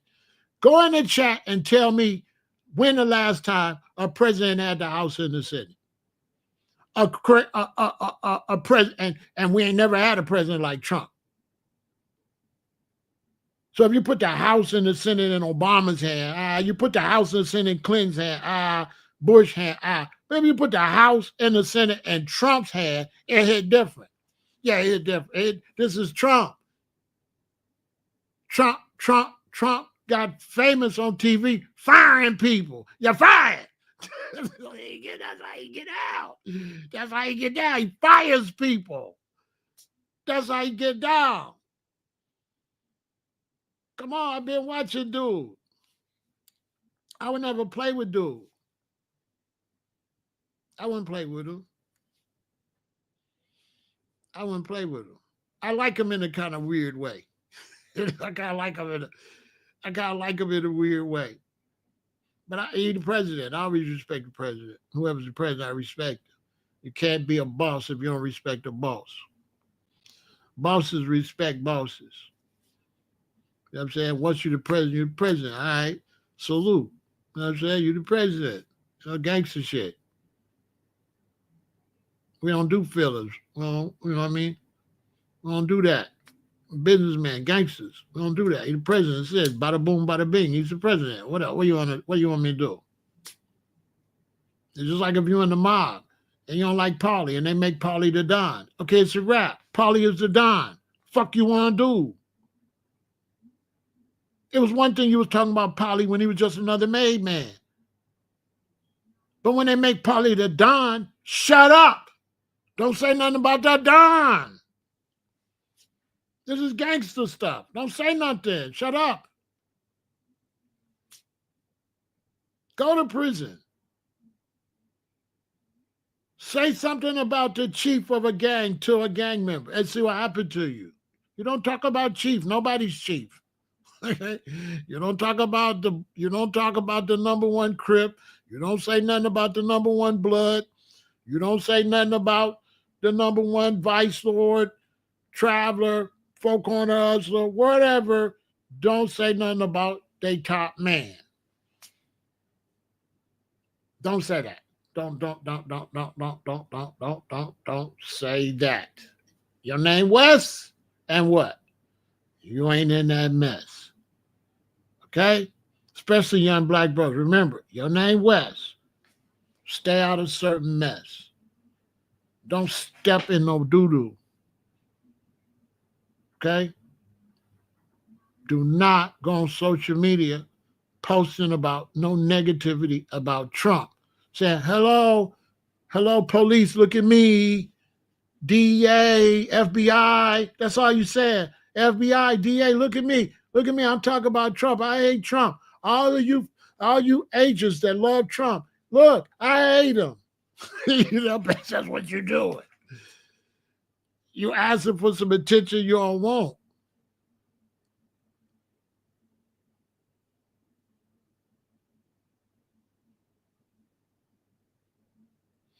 I mean, Shimo, I'm trying to tell them. I'm just trying to tell my people, stay out the way. Don't go out there. Don't go out there. Black people in California, don't go out there in that stuff. We don't want to see no black people in that business between those Hispanics and the government. Don't go out there because you make us all hot. You can make me hot when you out there. Don't throw us in that. If you go out there, we're going to have to denounce you. We're going to have to tell everybody, hey, they not with us. That black people out there do not represent us. We're going to have to throw you under the bus. Do not put us in that mess. Don't put us in that. Don't put us in that. Guns is out. Guns is out. This is not a game. This is serious.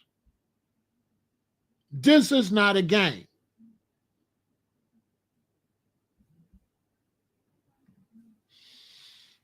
Trump was watching when them people took over all that stuff and were doing all that crazy stuff. And he wasn't the president. He said, if I was the president, they wouldn't have took over Seattle or whatever town that was. They took over all them days.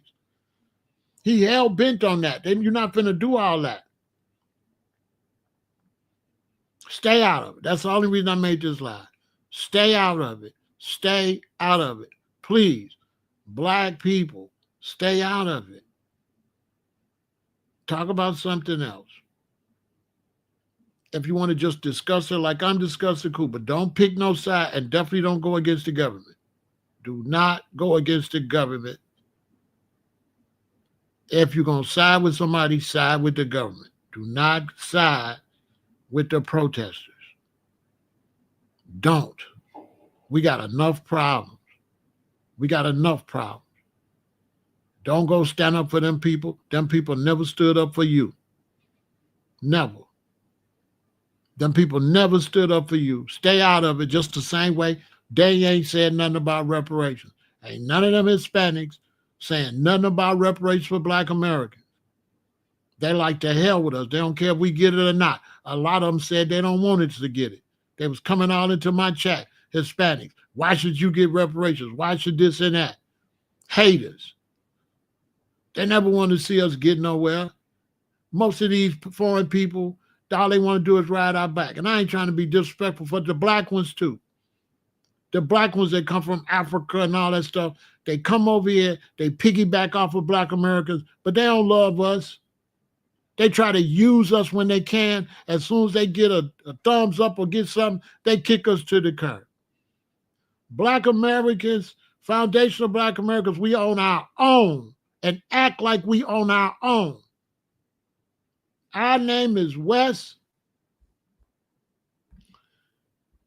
And guess what? We ain't in that mess. Okay?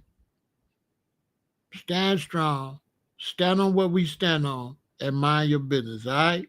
Victory.